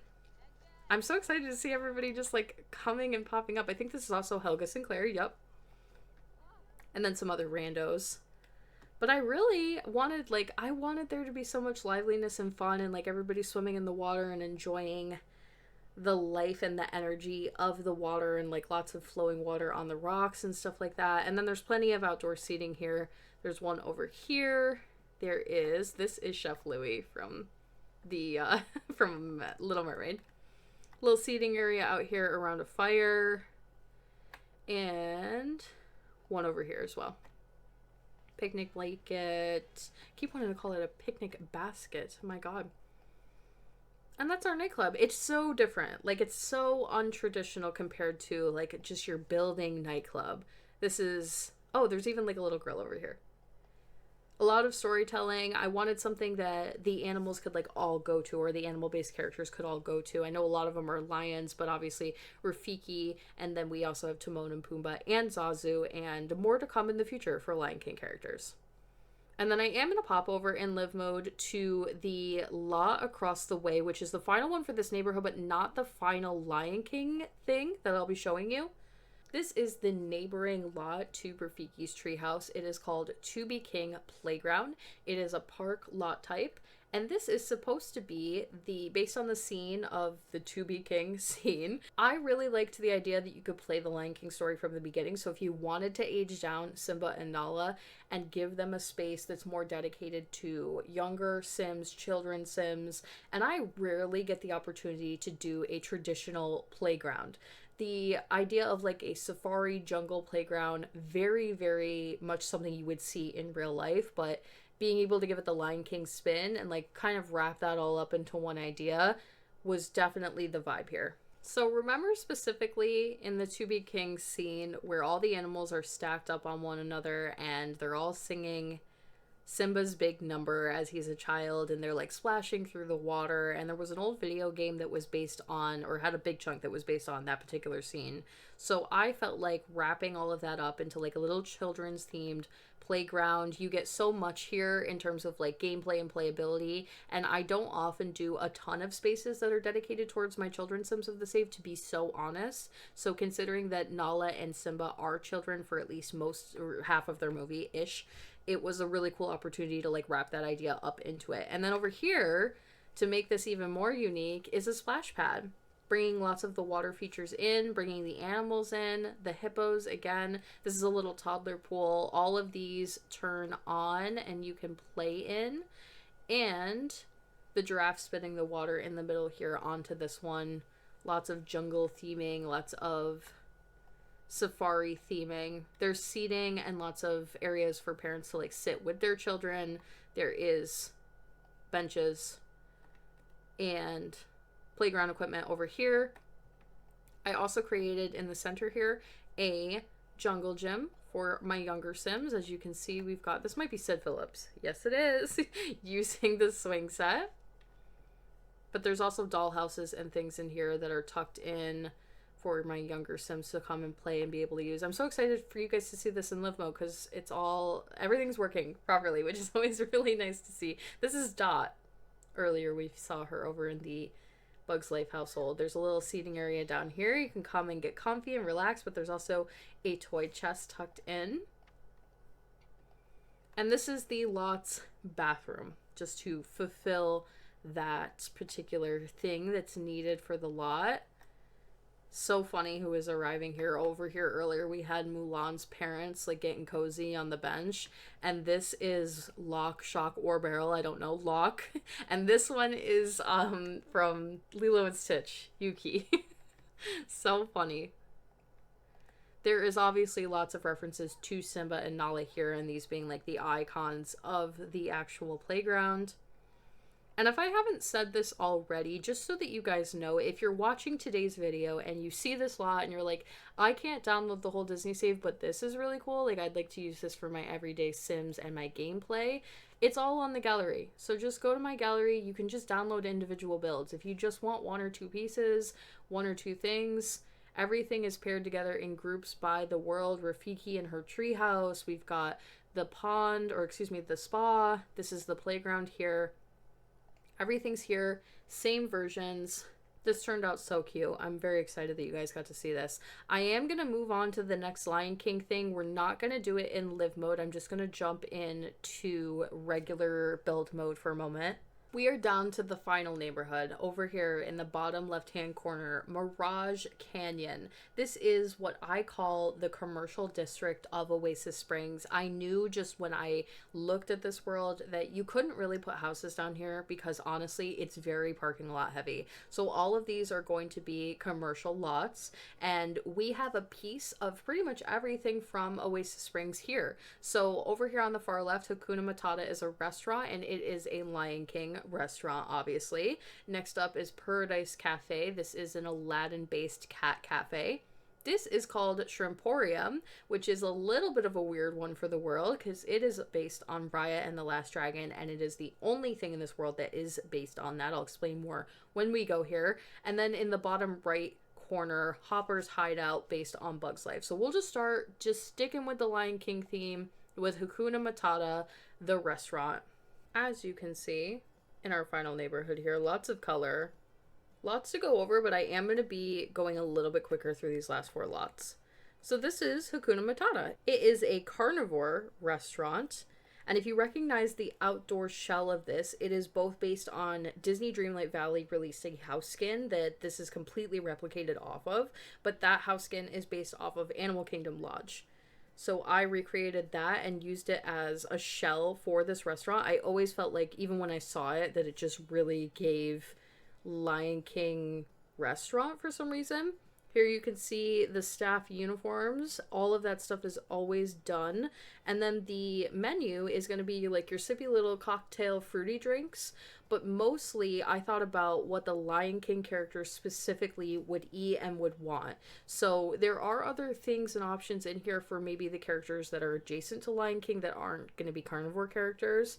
Like I've got some plant-based options, some fruit-based options, but for the most part it's going to be meat-based dishes. And then there is a little inspiration of Tusker House's menu, if you're familiar with that from Disney World. That's where the breads and things come from on the appetizer menu. But basically anything in the catalog that looked a little bit more like a fresh meat dinner, and by fresh I mean like raw, like this braised shack roast, those kinds of things that they look like maybe more of an underdone, more simple also meat dish, like not your super integrated lots of ingredient dishes, like very roast dinner, regular steak, blue steak, just very plain in that regard for our Lion King characters. And then thinking about Disney Dreamlight Valley, they tend to lean a little bit into the idea that maybe some of the characters can and do enjoy fruit. There's also some fish and seafood dishes here as well for a similar reason. Now going inside,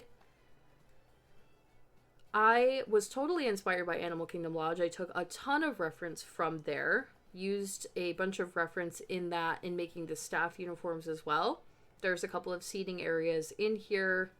In the middle, there's also this outdoor section for a larger party, and then there is a private dining, which is something I typically like to do for a larger party here as well.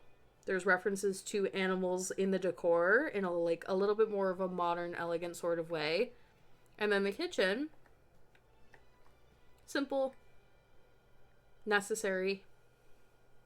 This restaurant runs really well, which I always try to point out whenever I talk about restaurants, because sometimes they just don't. They're not always the most functional spaces, but I love making them, and this one runs really good.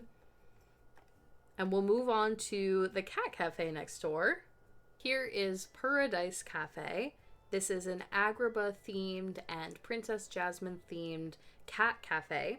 The idea being that Princess Jasmine, and what I typically do is, I love my Disney princesses, let's be so honest.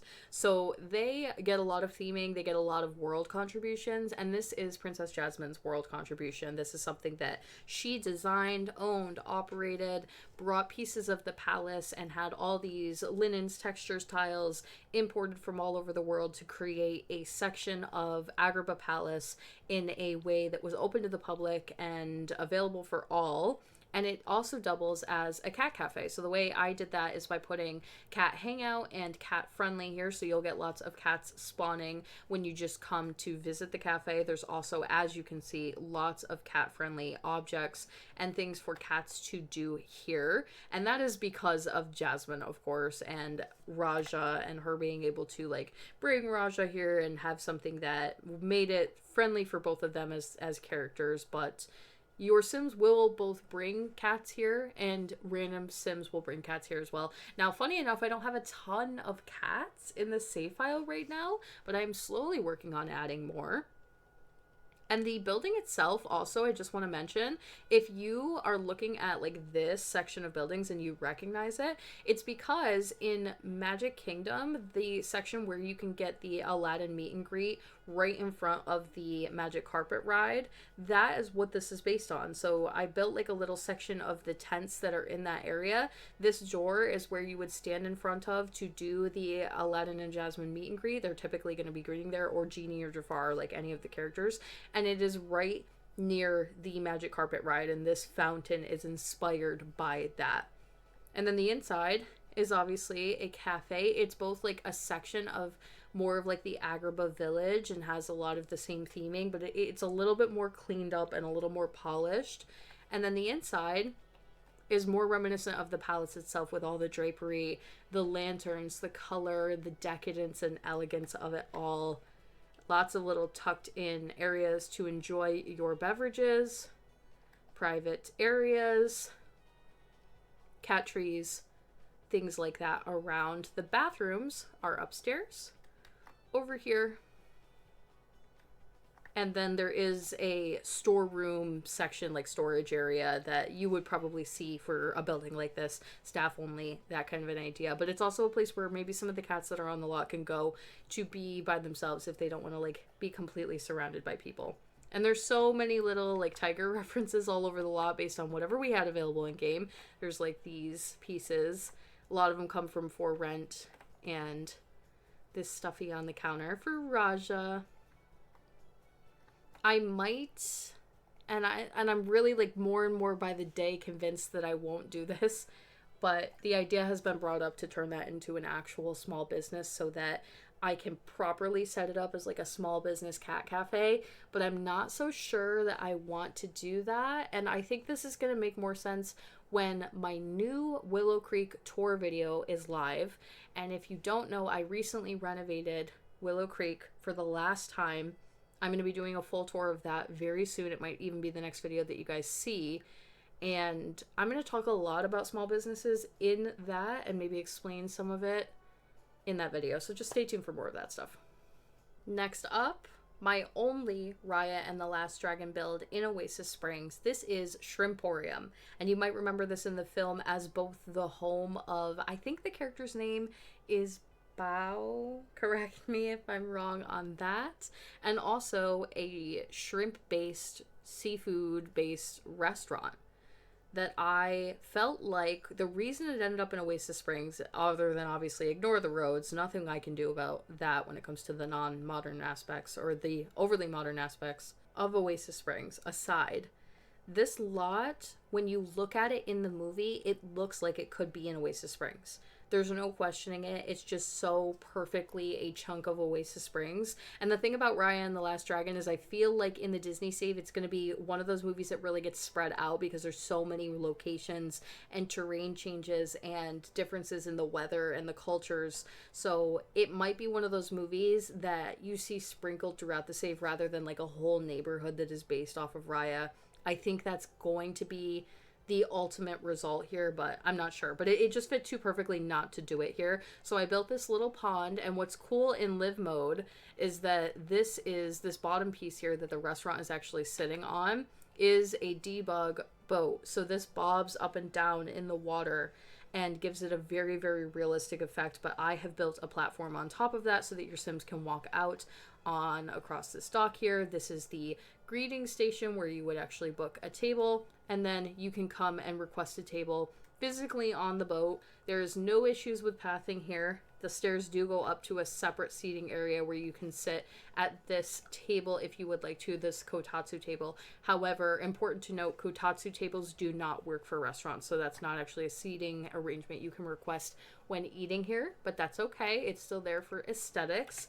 Now, chef comes over here and cooks in the little cooking area. It's designed exactly the way that it's shown in Raya and the Last Dragon. This is all exactly how it's set up.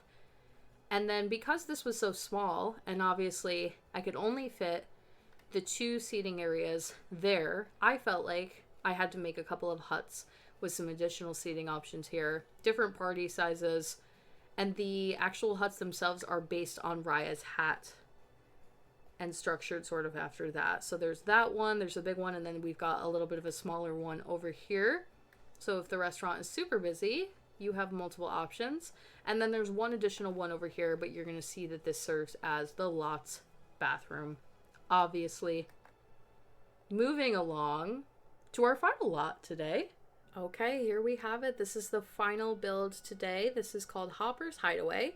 It is a movie recreation from Bug's Life. It's also sort of Hopper's house, but I want you to think of this as like Mafia Casino vibes, because this is both where he lives and where his little group decides that they're going to like live and cause a ruckus. It's a bar.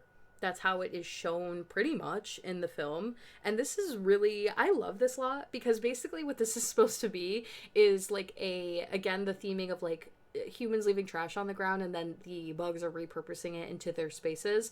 This is a sombrero that is like left in the desert somewhere, and they use it as their headquarters. And it has this disgusting, dirty little pond out front. And in the movie, they're like whipping around on some water skis and stuff and using it. And so I put this jet ski in here, and I wasn't sure how this was gonna work. Like, I don't know if you can use these in pools. Spoiler, you can use these in pools, and it's crazy the way they like whip and zoom all over the place, and other Sims don't even get mad about it. It's very, very funny. Outdoor seating, inside, some cool features in here. I think there is some South American inspiration in terms of what they were depicting in the movie, so I definitely leaned into that a little bit. It's also just like dirt, grunge, not like a ton going on in terms of the Bugs Life stuff didn't have like a ton of detail to use, but that's okay. Like it creates a more simple build, but you got everything here that you need. There's a dance floor, there was a live performance of some kind and some people playing music, some bugs playing music. There is a bar, and at the bar, they have an upside down bottle that is used, that they pull food and drinks out of. So what I did in live mode, under here you can see there is a water jet, and in live mode this will spray up, and when it is spraying up, it looks like it's coming out of the bottle of water. Does that make sense? This is actually, I think, a nectar bottle. So it looks like it's like endlessly pouring into this bucket. That's a little shout out to the movie. And then in the film, they actually get massages. Hopper does. So there's a place down here you can get a massage, watch some TV. This is also where the lot's bathrooms are. So this is more just for Hopper. And when I was playtesting this, I had Hopper's brother give him the massage, although I think it is actually somebody else in the movie. Very cute bar. Simple idea, but there's just like a lot of fun things here. There we have it, folks. That is Oasis Springs for the Disney Save. I hope you guys enjoyed today's tour video. Let me know down below what was your absolute favorite build, character, thing, any ideas, any thoughts. Please let me know, and stay tuned for the very, very near immediate future. I just redid Willow Creek, and it's beautiful. It's almost as good as this world, if I do say so myself, and I'm going to be doing a tour video of that. It's probably the next thing that you'll see, so there is so much more to come, as well as all of the speed builds, create a sims for this world linked in my Disney Save playlist down below. And again, if you'd like to become a part of the process, I do have a Patreon to support the creation of the save file. You can also find that link down below, as well as at the end of the video, and you can kind of become a part of the crew, of the team. We come up with all the ideas together, and I do lots of voting, lots of polls, there's fan requests, there's things for you to be able to see behind the scenes and works in progress way early ahead of time. Definitely check that out if you're interested. Thank you guys so much for watching today, and I will talk to you all in the next one.